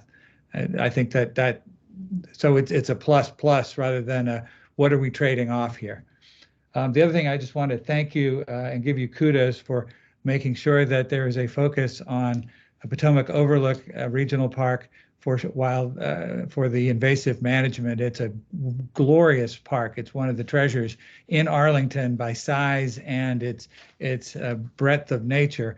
And it just is continually gotten to be overwhelmed by the invasives. And so I applaud you for recognizing the need to focus there as one of the earliest or earlier next projects. Phil, if I could, I just comment on your comment. Yeah. The meadow one is a great one, because we all are talking a lot about forests, and they are vitally important. But as you all know, because you're natural resource experts, meadows is actually the most endangered habitat type in our area, because most places that have meadows are just prime for development.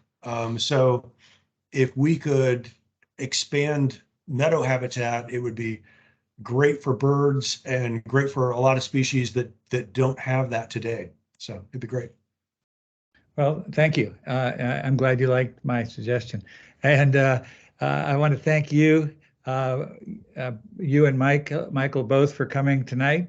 You're always welcome to come to our meetings, especially when you're bringing us good news. We're going to go and move on to other items on the agenda. You can welcome to stay, of course, or you're welcome to move to do something different. But thanks for your time and your energy, and I'm sure we'll be talking soon. Thank you so much for having us, and we look forward to coming back with when we get some early design work done. Okay, thank you. And so now, ladies and gentlemen, I want to refocus us back. We've now had two presentations, and I just wanted to see what the desire is of the commission with regards to commenting or making recommendations on either as a reaction to either of these presentations. So let's first go back to the stormwater utility program. Is there any action that folks think that we should be taking in response to what we heard this evening from Eileen?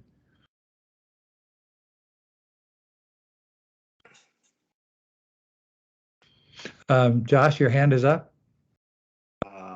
Yes, unfortunately, I see another letter in our lives, kind of combining Melody, David's, myself, and Caroline's comments that a little bit more refinement, and a couple of other comments I missed are needed in terms of incentives and so on. But I hesitate to say that because my time is kind of short in the next week or two. So I was trying to take some notes there, but I mean, I'm glad they're doing this, taking these steps, but needs a little more work.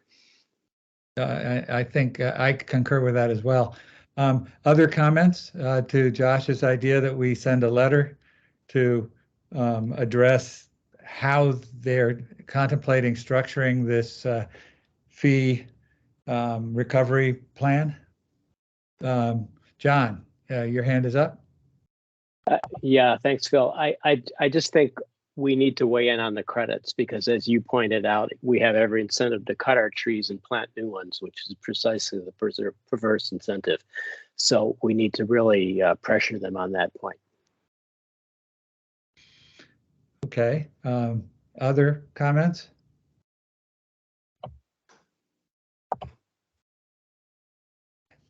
All right. So we have a quiet, a silent majority here that wants to us to send a letter. Is there someone who would raise her or his hand to do an initial draft of the letter, and then we would approve it at our January meeting?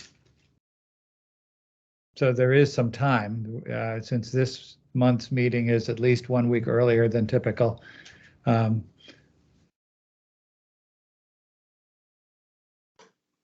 This is when I really would love to be able to like turn on people's cameras and look them in the eye and say, well, what have you done for us recently? And I know that the commissioners are busy with many things and many have been active.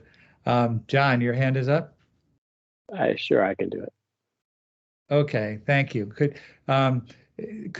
Would someone like to at least, well, no, I think you understand it. Since we don't have to approve this now before the thing's drafted, we can look at a copy along the way and make comments and then approve it in January.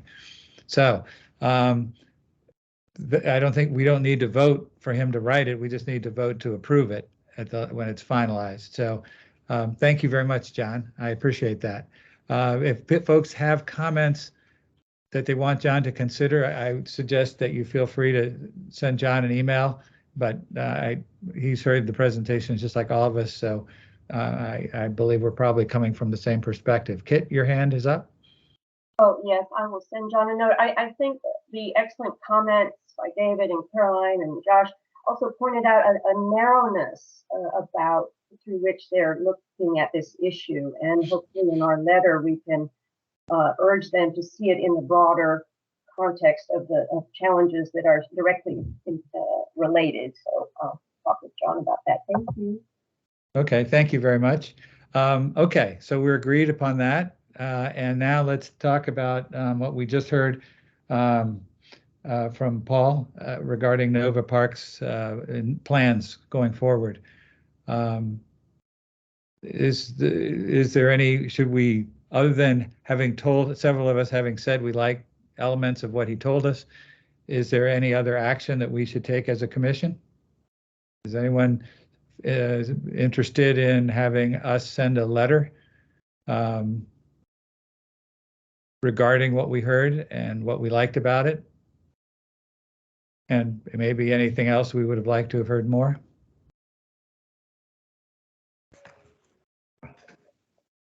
Well, should I contribute here, Phil? Or- Sure. I think a letter commending them on the steps they've taken, particularly since some of these steps seem to have taken it partially by virtue of our urging on the removal of invasives, would be certainly a reasonable thing to do. And at least from my end, a couple of points I offered in terms of, yes, thanks for making this transition, if they can, away from gas powered to electric powered. I have some separate communications saying they're going to attempt this by 2024, but I think they could kind of do it in certain places and certain some equipment faster. So we might want to urge that. Realizing we may have different points of view on the WOD trail in the commission, I think we should at least draw on your point of please take steps to improve the wildlife habitat, if you will, or naturalize the area or create swales in any event, because that is needed. Regardless if they widen the trail. So that is certainly a fair point to make, I think, in general, and commend them on their effort to find meadow areas and this overall philosophy. If we can't expand the land, particularly in Arlington, let's figure out how to make the land used better, if you will. So at their parks in Arlington, Upton Hill Park has some meadow areas. We partially saw one in the photo he was displaying. Can small meadow environments be created there? So there'd be those kind of points that would be positive and urge more, if you will. Okay. So Phil, yes. Do you mind? I'm having trouble with my Microsoft Teams. I understand. Mine looks a little different from usual too. I'm just, I think all these points are very good. I thought it was a good presentation, and there's a lot of positive things to take from the new strategic plan. But if the recipient of our letter is the county board, then making recommendations or giving responses to what Nova Parks is doing, I don't know whether we do that to the county board or what. And I think that actually, since in the next few months, we're probably going to see the beginning of the engagement on the trail, that we might want to keep these things in our pocket and include them as the introductory paragraphs to a letter that we send to the board about how the trail engagement is progressing and what the initial plan might want to have or need to be included or mitigated or whatever. In other words, I don't have a problem, I guess, sending a letter to Nova Parks to say, hey, these are good things. I don't know why we send, if we send it to the board, it's a different letter. That's all I'm saying. And my reaction is very positive to all of this, but I think this is a little bit different in the sense of precedent from what we did with a similar kind of letter for when we commented about APS including a budget line for trees, which was congratulatory and brief, but it was part of the county government still. And I'm not sure whether this is the same thing. So I'm just raising that as far as your sort of how you view our official communications. Right. And in response to that, David, I would like to point out that we did send a rather strong letter to our county board about what we felt were shortcomings in how Nova Parks was managing the natural areas, and and commenting that they were not good stewards. We were worried that they were not good stewards of parkland in Arlington County. So I want to make sure that if this is a different situation or not, I don't think that we would not send a letter to Nova Parks. That's not what we do. We report to the county, but if we see that Nova Parks is putting is putting in steps that will make Arlington County better from a natural resource standpoint, I don't see why that would be a problem. I don't think it's a problem to say we recognize the positive steps they've taken, but in terms of including in it recommendations for how Nova Parks does things, I'm not sure whether that's part of the same content, or at least we'd have to be careful how we wrote it. Right, and that I do understand. This is not the same as us telling the Arlington County that there are these issues in Arlington County parks that the board should look into addressing. What 8, 1, 2, 3, 4. I think that the letter is more, we liked what we heard, and this is the kind of stewardship that Arlington would want for all property owners in the county. That works. Whatever the right phrasing is. It's not I don't think it's a long letter either. And probably it's not one where we would get into pointing out things that Nova Parks should do differently because he heard us, I think. Yeah, that works. Yeah. So if there is support for such a letter, is there someone willing to draft this relatively brief and probably essentially positive, pointing out good news to our county board about steps that Nova Parks is taking in its new strategic plan? Well, if I can contribute here to kind of combine the two concepts in terms of the governance mechanism of Nova Parks. Yes, on the one hand, Paul has now heard directly from us, and one of Arlington County's representatives in Nova Parks was listening in, that it seems like we're within our preview to write to the county board in the fashion you two have described, with the kind of sense of our thoughts to be passed along to our representatives to Nova Parks. So yes, thank you for taking the good steps you've taken over these last many months or a couple of years. Thank you for putting the funds to the positive things. And then the couple things where we're recommending, urging, or suggesting do more, those would be included in that letter as well, still brief. And I would hesitate, though, to kind of, I was going to say, link the W&D trail issue to the other two issues to delay such a letter versus just flagging what we understand the state of play at the moment in WOD and the kind of points we raised. Swales would be good. This kind of restoring meadowland would be good.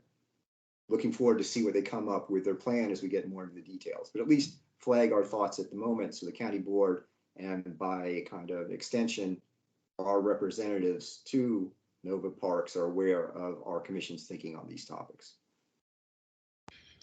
Other thoughts? I'd be happy to do that letter if you need a volunteer. It'll just be kind of between the holidays, not in the next week or so. Well, one thing I think we should recognize before we start a letter like that is that they do not have money. Nova Parks does not have money budgeted, certainly, for reconstructing and naturalizing the sunny areas, the areas on either side of the actual trail along the W&OD railroad bed. They would have money if they get the grant for the improvements to the bicycle and pedestrian paths, because that's all part of that project. But if we're asking them to, if we're recommending that they do the improvements on their own now without having any knowledge of whether this, what they want, and I'm not saying I'm in favor of it, I don't think we can expect them reasonably to take action to do the swales and the meadows unless it's part of where they will have money to do it. Well, Phil, I genuinely don't know. I think we kind of had a parallel conversation, whatever, when we wrote the letter 12 months or 24 months ago, I'm forgetting that we shouldn't get into giving them recommendations on budget or budgeting this or that.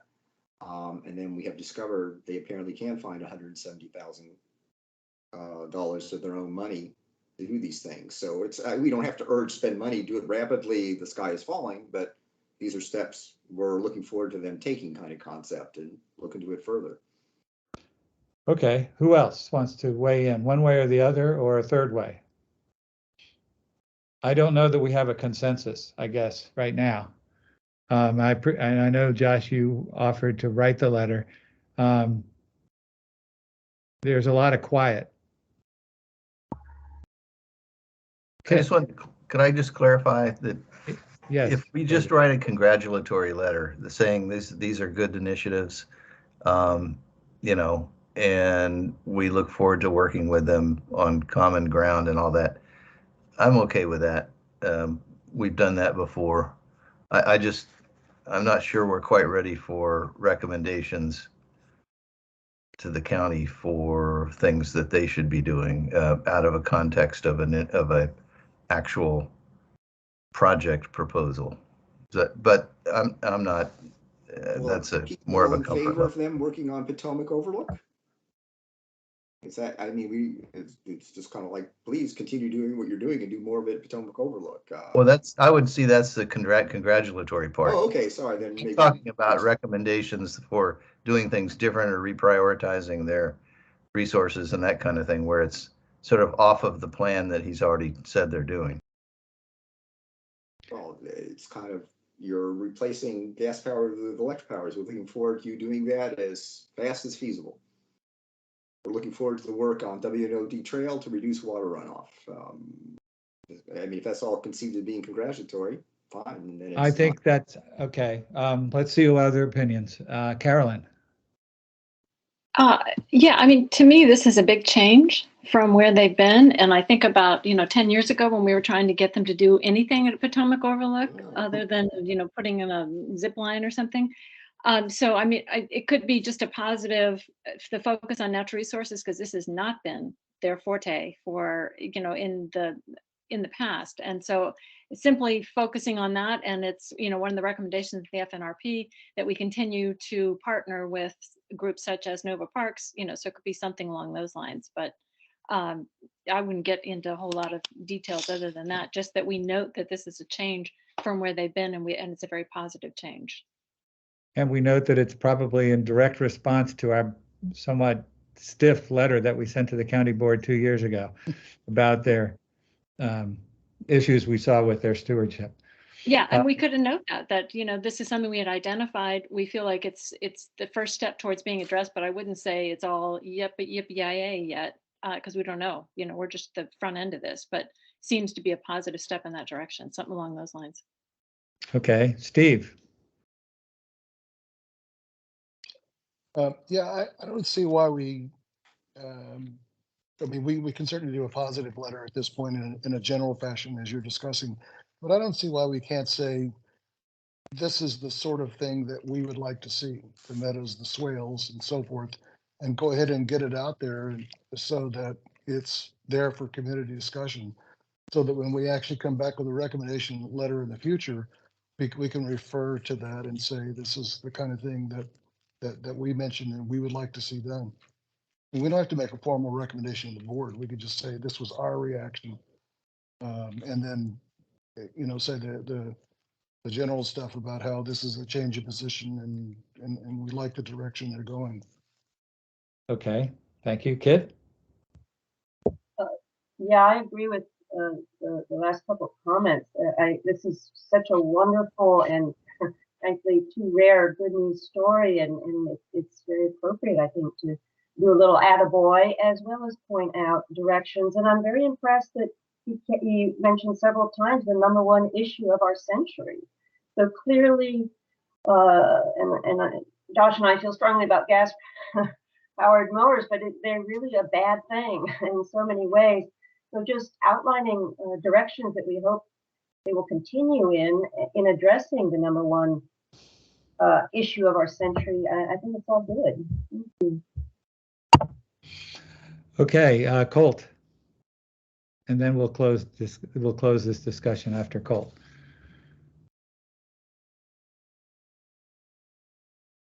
Colt, if you're talking, you must be muted.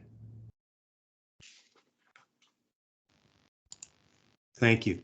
I'm at Upton Hill and Potomac Overlook, frequently doing invasive removal actions, and I'm quite familiar with the level of support that we receive. And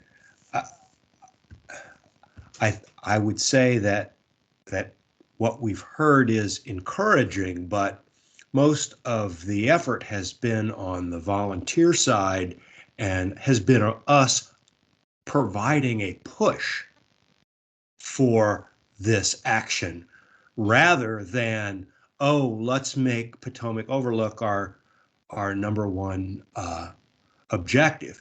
And even though I have heard this for the last month or so, we have seen increased willingness to provide staffing, but in terms of actual funding, we haven't seen it, and I don't know how that would work. So I'm not ready to clap hands on this yet, but I'm certainly ready to listen to what does it mean that they're willing to provide more support at Potomac Overlook. I haven't heard of it, and I haven't seen it. They have provided some staff resources to support the volunteers, which is good, and it's good staff. But I'd like to actually see and hear what a plan would be. That's my thought. Okay. So we have a range of opinions here, I would say. Some people wanting to go with this is good news. I want to make sure the board's aware of I'm okay with the it. new focus on stewardship, and we think it's very appropriate, versus one that's more pointed, more focused on let's not just fall over with glee at the first PowerPoint. Let's prove it to us, kind of a thing. I'm cautiously optimistic. And I'll tell you where I am. I'm opposed to that second letter. I don't think it's appropriate for us at this point to come down hard. I think that what we saw is a significant change in the world of Nova Parks as of 2 years ago, 4 years ago, 10 years ago, even 1 year ago. Now, how it plays out, I don't know. Is there any consensus for any kind of a letter? Well, yes, Josh. Sorry, one final point is we should also include this issue of becoming more inclusive in the park and trying to get more people to the park.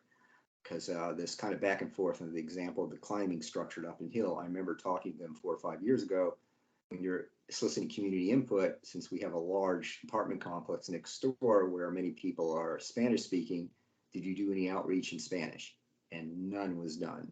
So if there's been a change on that front for various people's experiences, we should also highlight that in the kind of tone that you just described, Phil. So that should be one of our points as well. I think that's an excellent point.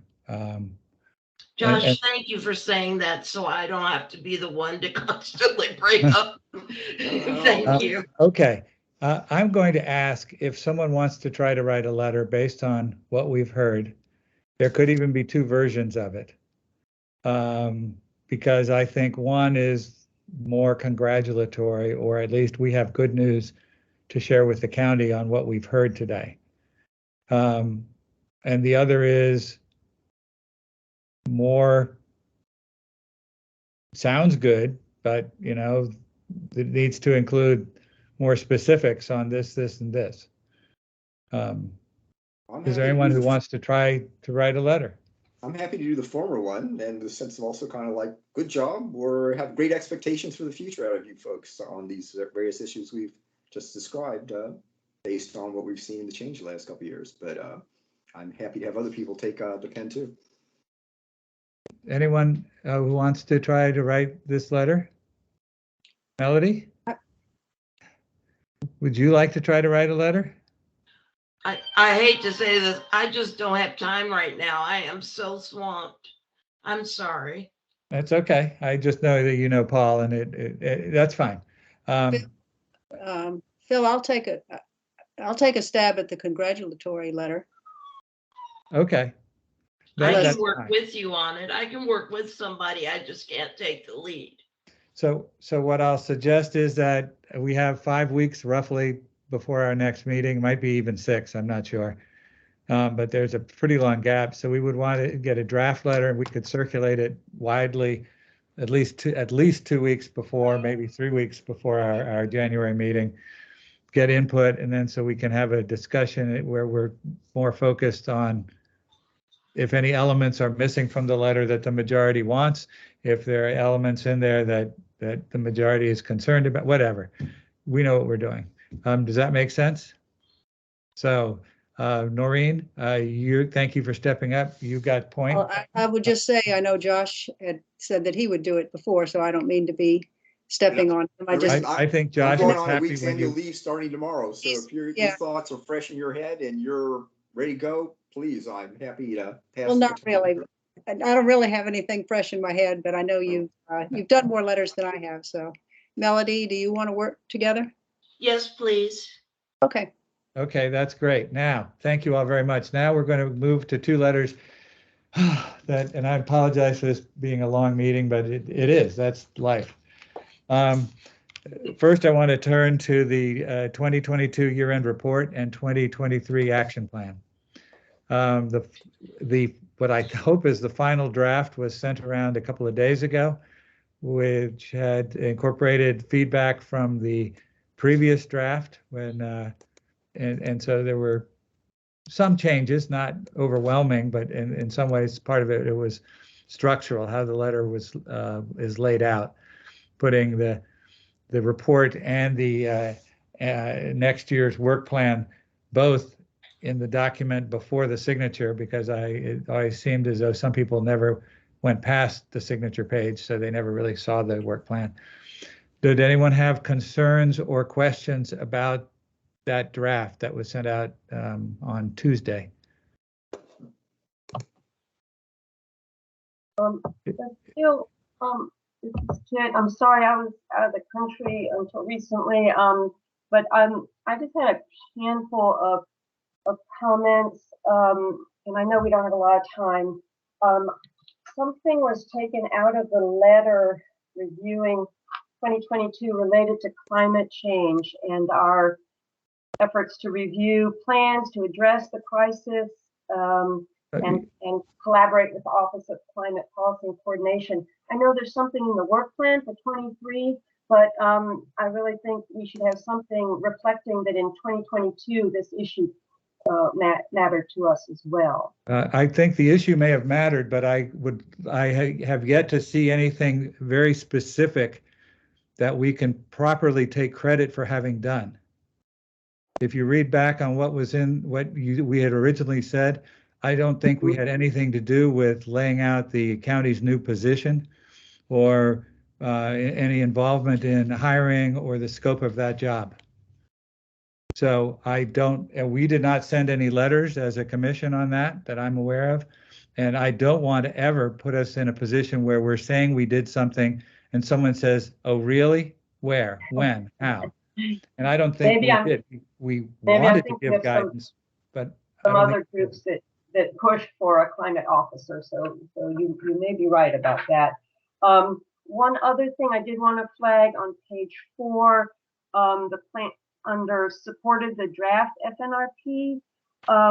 It points to worrisome declines in individual neighborhoods.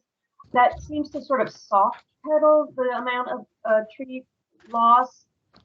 Reviewing the Davie report, they look at the 30 largest civic associations and the loss between 2008 and 16, and 23 of the largest had significant declines.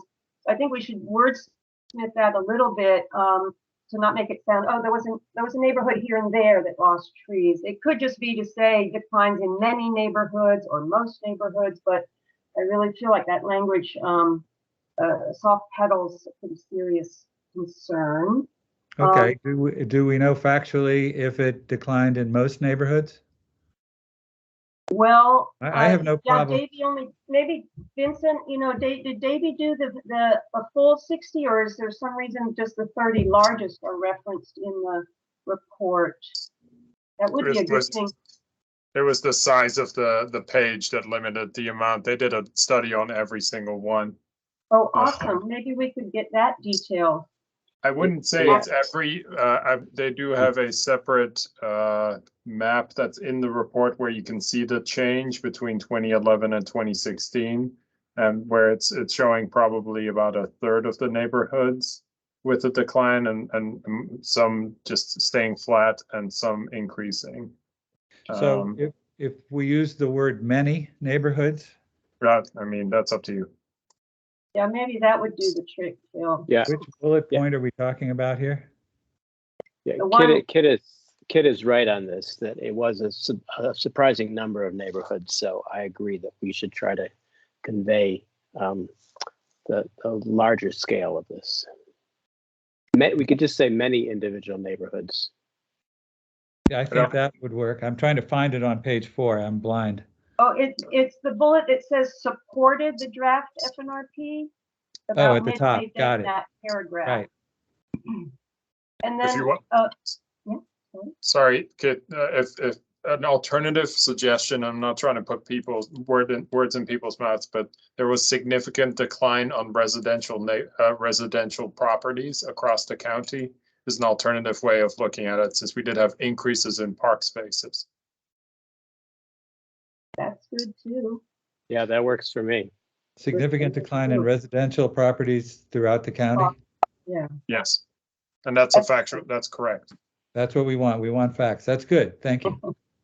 Thanks, Vincent. And on that same page, the next bullet is APS, and then the bullet after that, somehow we took out the phrasing that we used in one of our own letters, identified what was inflated and disingenuous claims became apparently erroneous. I just don't know why we would soft pedal on our own wording in a previous letter. I mean, maybe we don't have to use that exact, but apparently erroneous is quite different. So I would just say, let's be strong and call it like it is. If we put it in a letter, then why wouldn't we put it in this? Well, this is not a position letter here. This is a report on what we did during the year. This is our self-report card. And so while I think it's fine and sometimes very appropriate to be to be confrontational, because we know what's at stake, I don't think a year-end report card is a place where we need to dig hard for advocacy points. And so I might be wrong. Maybe other people, maybe there's a majority of folks here who want us to use, it was the language we used in a letter, but this is a very different kind of document. And so I open it up for other thoughts on Kit's suggestion or recommendation. And as people ponder it, maybe like what we just did in the other example, there's a middle path, but apparently erroneous is so bureaucratic and flat. There may be unfounded or unexplained or something, but apparently erroneous just sounds like little bit of an error there. Oh, I see what you mean. Any well, thoughts certainly from other people? Well, I think part of the issue at the time was it wasn't well explained, so unexplained certainly works. We found out after the fact of our meeting there was a foundation to the claim, which is still being debated whether it was correctly calculated or not. Vincent obviously has his strong views one way, but questions have been raised by others. But at the time of the meeting and the time we wrote our letter, it wasn't explained to us. So that works for me for what it's worth. Identified unexplained. Yeah, we don't need apparently. They were unexplained to us. There was this assertion this would happen or could be achieved. Other thoughts? I don't have the same negative reaction to erroneous that Kit does, but I understand her point. Josh, no, I'm sorry. Anyone else have a thought on this one way or the other?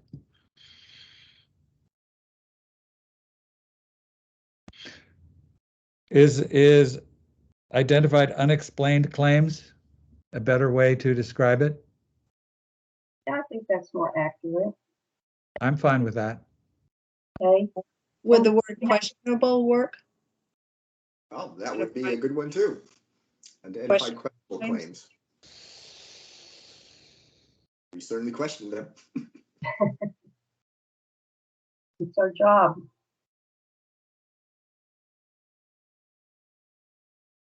Thoughts?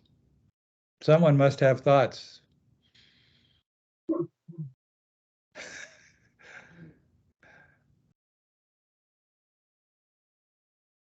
Okay, I'll weigh in. These are supposed to be a quick summary of what we did. And I think if we get, I had recommended that we cut it way back. So anyway, I think let's get it over with, get it out the door. It's, it's an inventory, and you got to remember who your audience is. It's the county board. This is what we did. Relitigating this stuff, I think, makes no sense. But anyway, that's just my opinion. Bill, just pick a word. You're signing it. You pick a word. I'm excited. I'm deciding it. I'm sticking with unexplained. Okay. I tend to agree with Carolyn on this one. Okay, thank you. Anything else, Kit, from your One last thing. changes that you're bringing to us? Page 6, advise on public and private development plan. Second sentence, simply to delete something.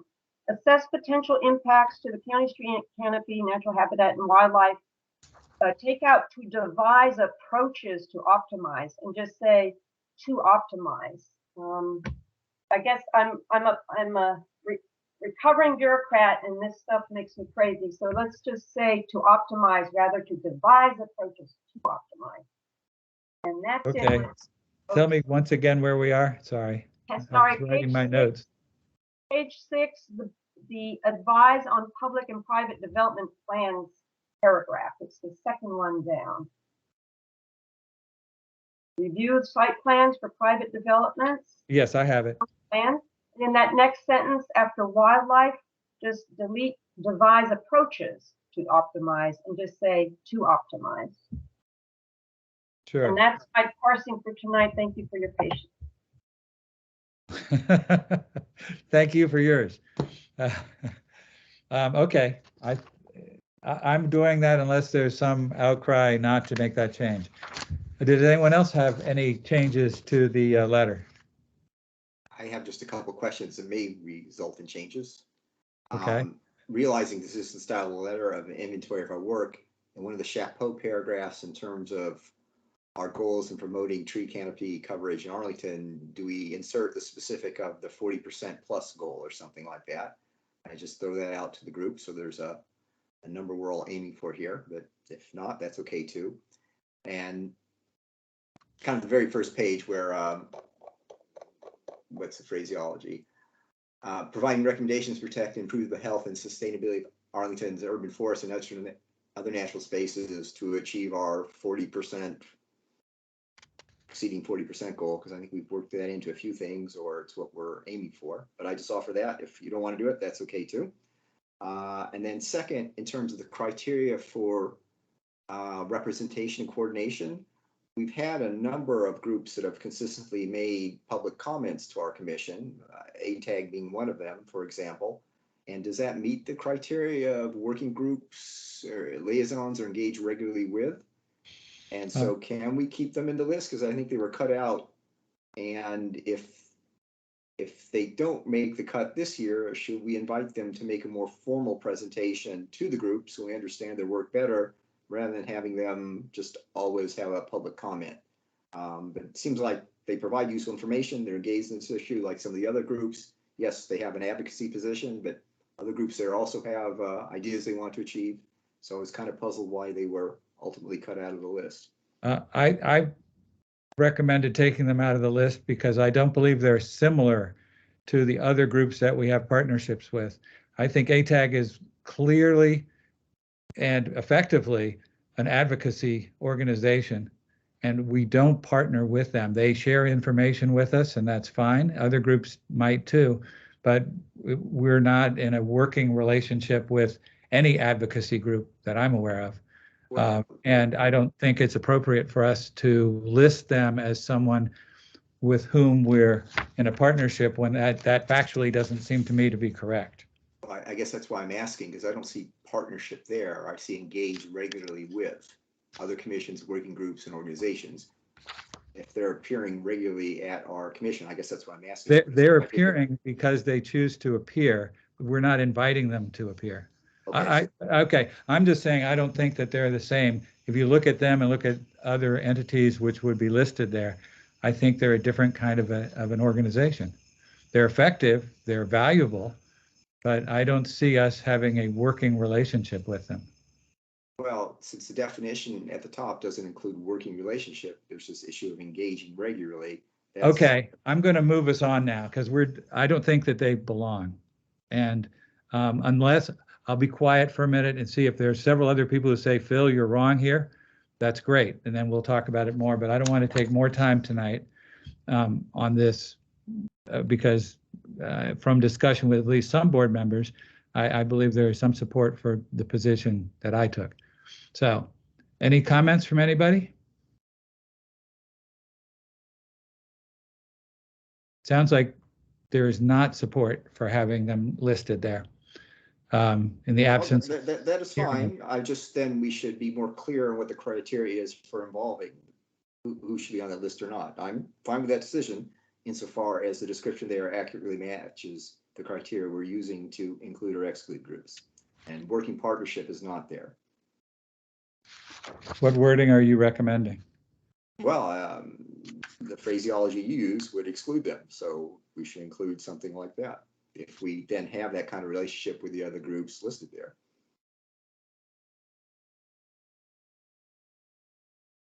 This would be page 2, representation. I see it.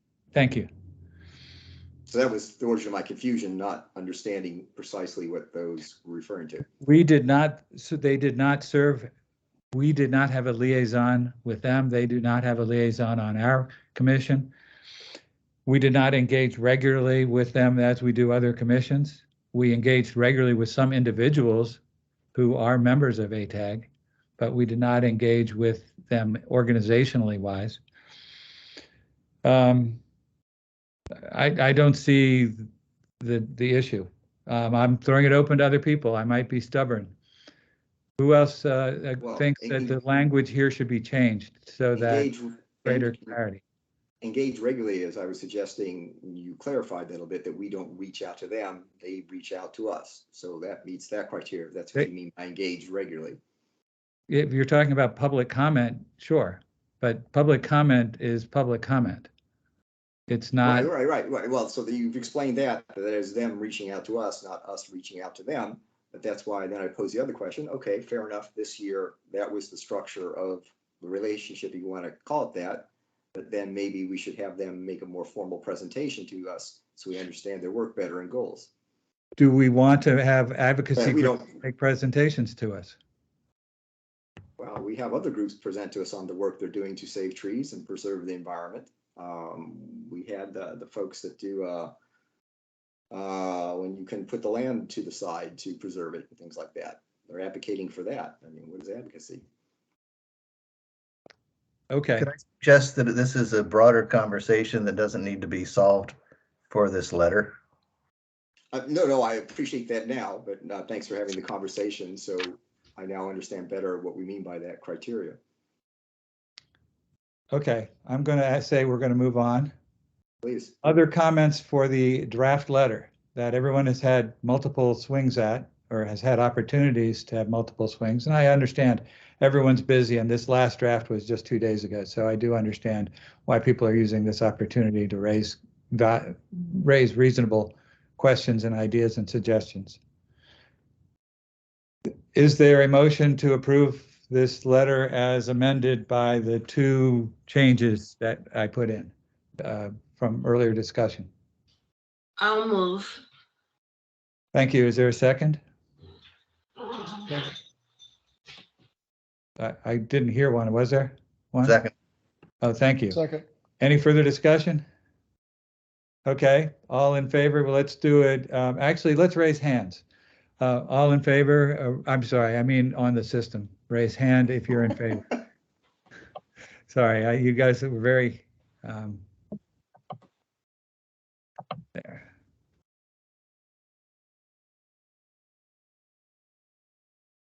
Okay, is everyone's hand up who wants to vote? Okay, and then let's bring your hands down. Phil, Yes. I'm showing up. I think on my name is not showing up on my end. Is my hand raised on your screen? Where are you? Yes, your hand is. You're at the top. Number. Okay, yeah, that's not. Yeah, that's weird. It's not showing up. I'm Okay. on my end. I'm unknown. Okay, I've got three commissioners who are not voting yes. And that's okay. Mine's So just let's bring our hands. I can't raise my hand. Okay. And I'm going to abstain on this one. Okay. At least one person did add their hand, Phil, I think just now. John. So leaving our hands up or taking them down? Sorry, Phil. Everybody, if you're voting, make sure your hand is up right now. We know that David and his hand is showing is up. Yeah.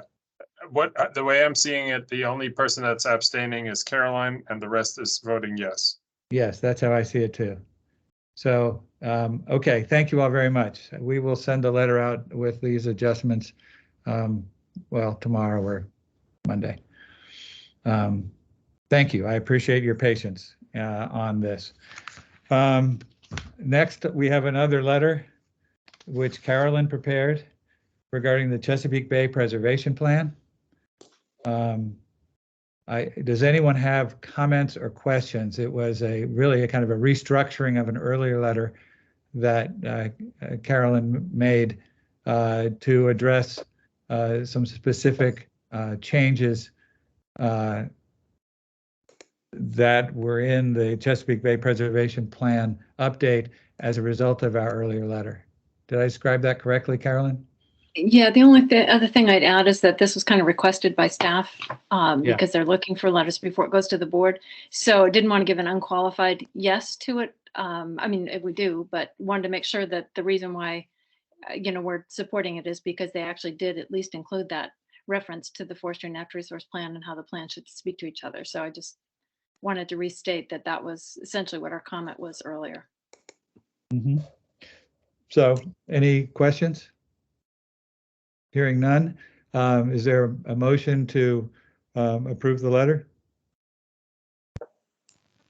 Move to approve. Thank you. Is there a second? Second. Excellent. I'm assuming there's no discussion since no one had any 48 seconds ago. So let's go ahead. We'll do a voice vote. All in favor, say aye. Aye. Aye. Anyone opposed? Any abstentions? Okay, this motion carries. The letter will also go out tomorrow with no changes from the version that you all saw today. One housekeeping thing I want to raise real quickly. I sent out a poll on when we want to have our 2 virtual meetings next year and also where we want to have our in-person meetings.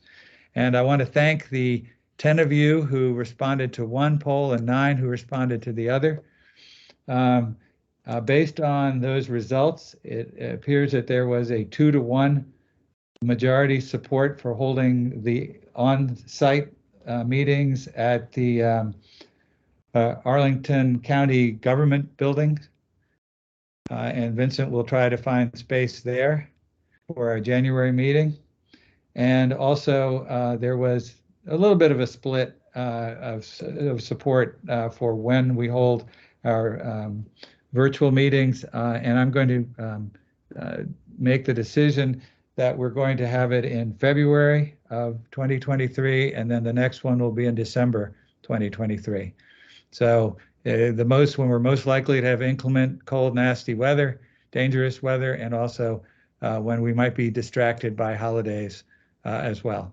So thank you all for participating. First time I've tried the poll, and we may use it again. So they've already told me twice that the price for the free poll is going up, and I better sign the contract right away. So that's how that works. Vincent, is there anything you want to point out from the staff report for us? I'm going to be a stickler and make you vote for the November minutes. Oh, shoot. Okay, yeah, thank you. Vincent did share with us all the minutes from our November meeting. And does anyone have comments or concerns or questions? I just have a quick question. I think I actually did a report, but it was no report. So when we say no report, Can we say something like they didn't meet or something like that? That was just. I can change that before I post it. Okay, that's a good thing. We don't want to let people think you're not doing your job. Okay, so is there a motion to approve? So moved. I move. Is there a second? Noreen, your second. Carolyn was the mover. All in favor, say aye verbally. Aye. Aye. Aye. Anyone opposed? Any abstentions? Motion carries. Thank you for making sure we took care of that. Vincent, is there anything from the staff report that you want to make sure that we're aware of, just in case some of us aren't so good at reading all the way to the bottom of an email? I'll keep it very brief. I want to thank the Forestry and Natural Resource Commissioners who are working on site plans. It seems like you all have a great system set up for that. So looking forward to the engagement there. We have reviewed the first landscape plans and civil engineering plans for Penn Place, which is Amazon HQ2, and provided comments. We are moving towards electrifying some of our equipment in our tree crew fleet. We have installed charging stations in our bucket truck. So there's 4 charging stations for our batteries, which should be exciting for our electrification project. You may have seen some trees planted along Route 50 with our new VDOT permit. We're excited about those. We may have to move a couple of them around because of a future project, but we're expecting most of them to get established soon.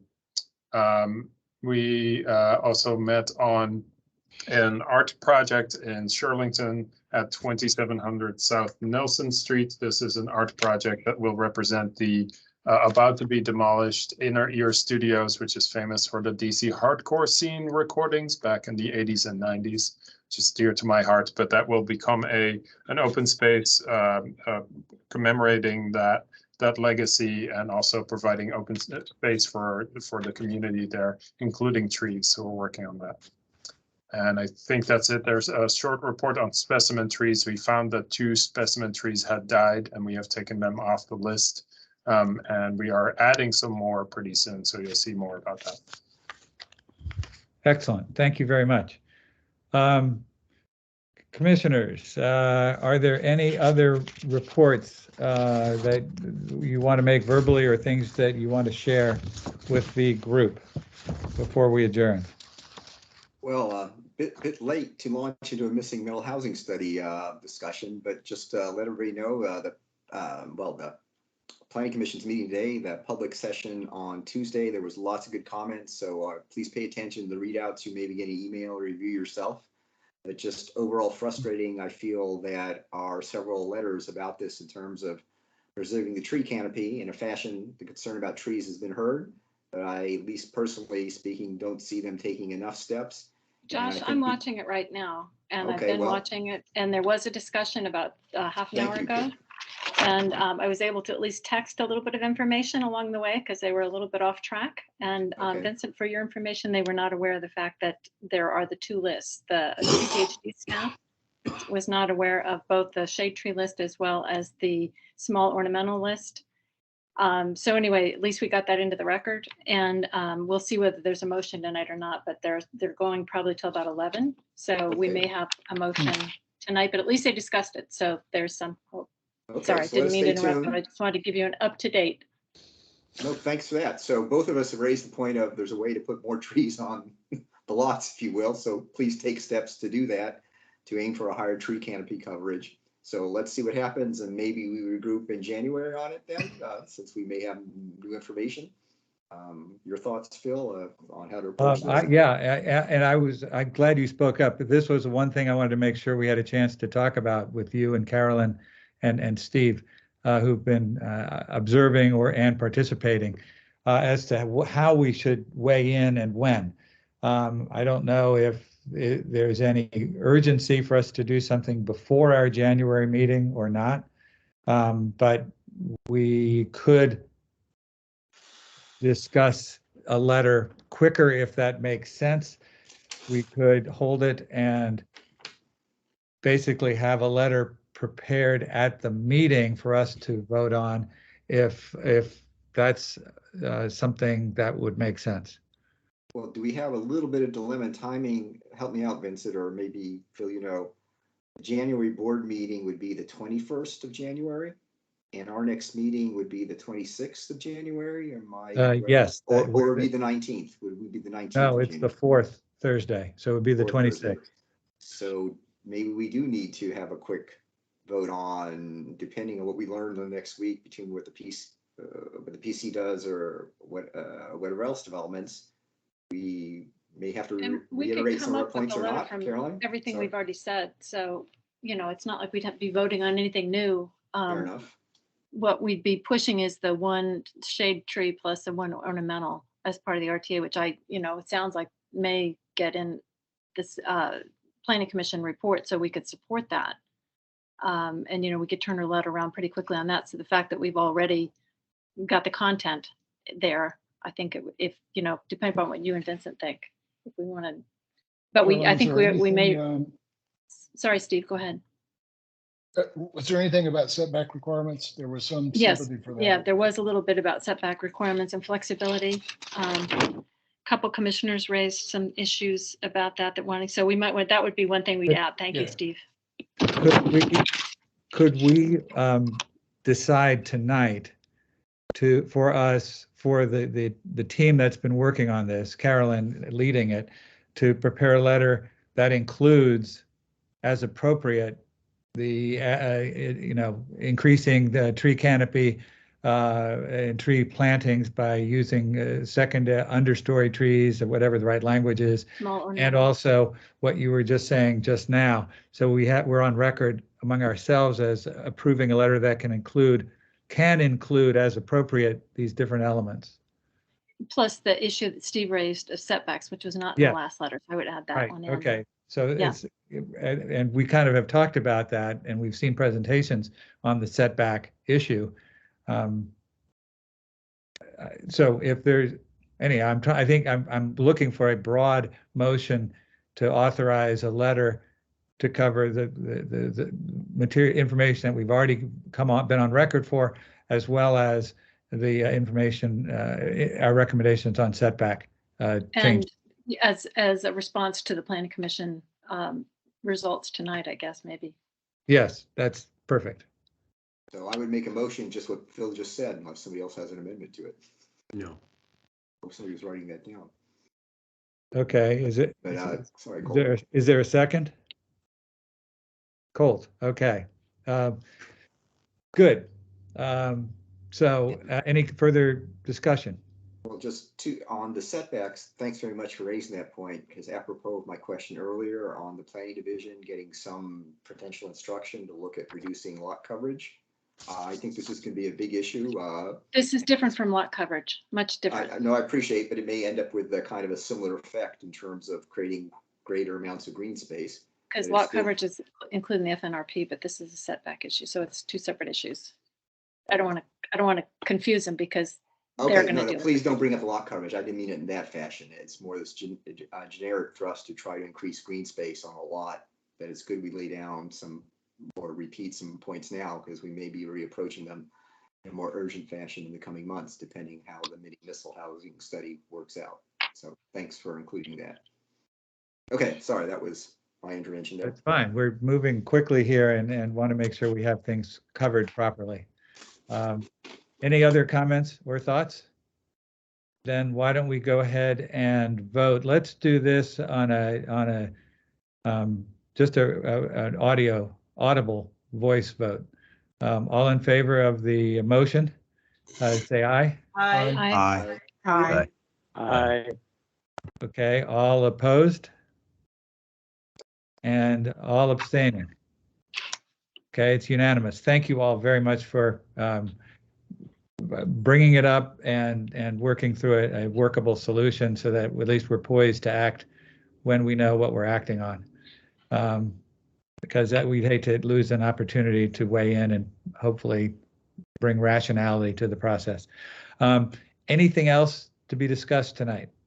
Phil, just for the notes, when will you be voting on this? Will you be voting on this at the next meeting? It may No, have to go before the then. letter's going out, we just did vote on it. Okay, so you will be voting on having the letter drafted and sent. Yes, Gotcha. Okay. yes, and we will share a copy, as we have done sometimes, with the full commission in advance, asking for a quick turnaround if anybody has heartburn. But otherwise, noting that if it includes the elements we've talked about, that it has already been approved and we can send it out. Phil, I had one brief question for Vincent. Sure, of course. Vincent, on the staff report, you had a section on the inn in Roslyn. And as I understand what you said, they are not meeting their tree canopy requirements. They came in and said, well, we can't because we have physical constraints. But the question I had is that apparently doesn't excuse them from meeting their tree canopy requirements, right? The tree canopy requirements must be set by the sector plan. Is that the way it works? Yeah, they need to figure it out. So that's why that's still in review. This is Melissa's working on that project, and I can get you more information offline. But I'm happy to. I'll make a note that I check with her tomorrow. Okay, good. It's just good that applicants can't come in and say, well, we can't meet it because of our situation. No, you still have to meet it. You have to have a hardship reason, and redevelopment rarely comes under hardship reasons. That makes a lot of sense. Thanks. Okay. So any other questions, any other things to raise? I want to thank you all for your good nature, your good humored approach to discussion, and things that are really difference makers for our community going forward. I do feel honored to be the chair of this commission, which is by far the coolest, best commission in Arlington. And so thank you. I also want to wish you all a wonderful holiday season. I hope you're able to get out and enjoy our woods, the meadowlands that we have, which are just in a few spots, our nature, and hopefully when we talk a year from now, we'll have a little bit more of those natural areas to enjoy. But thank you all so much. I really appreciate what you do, and I look forward to seeing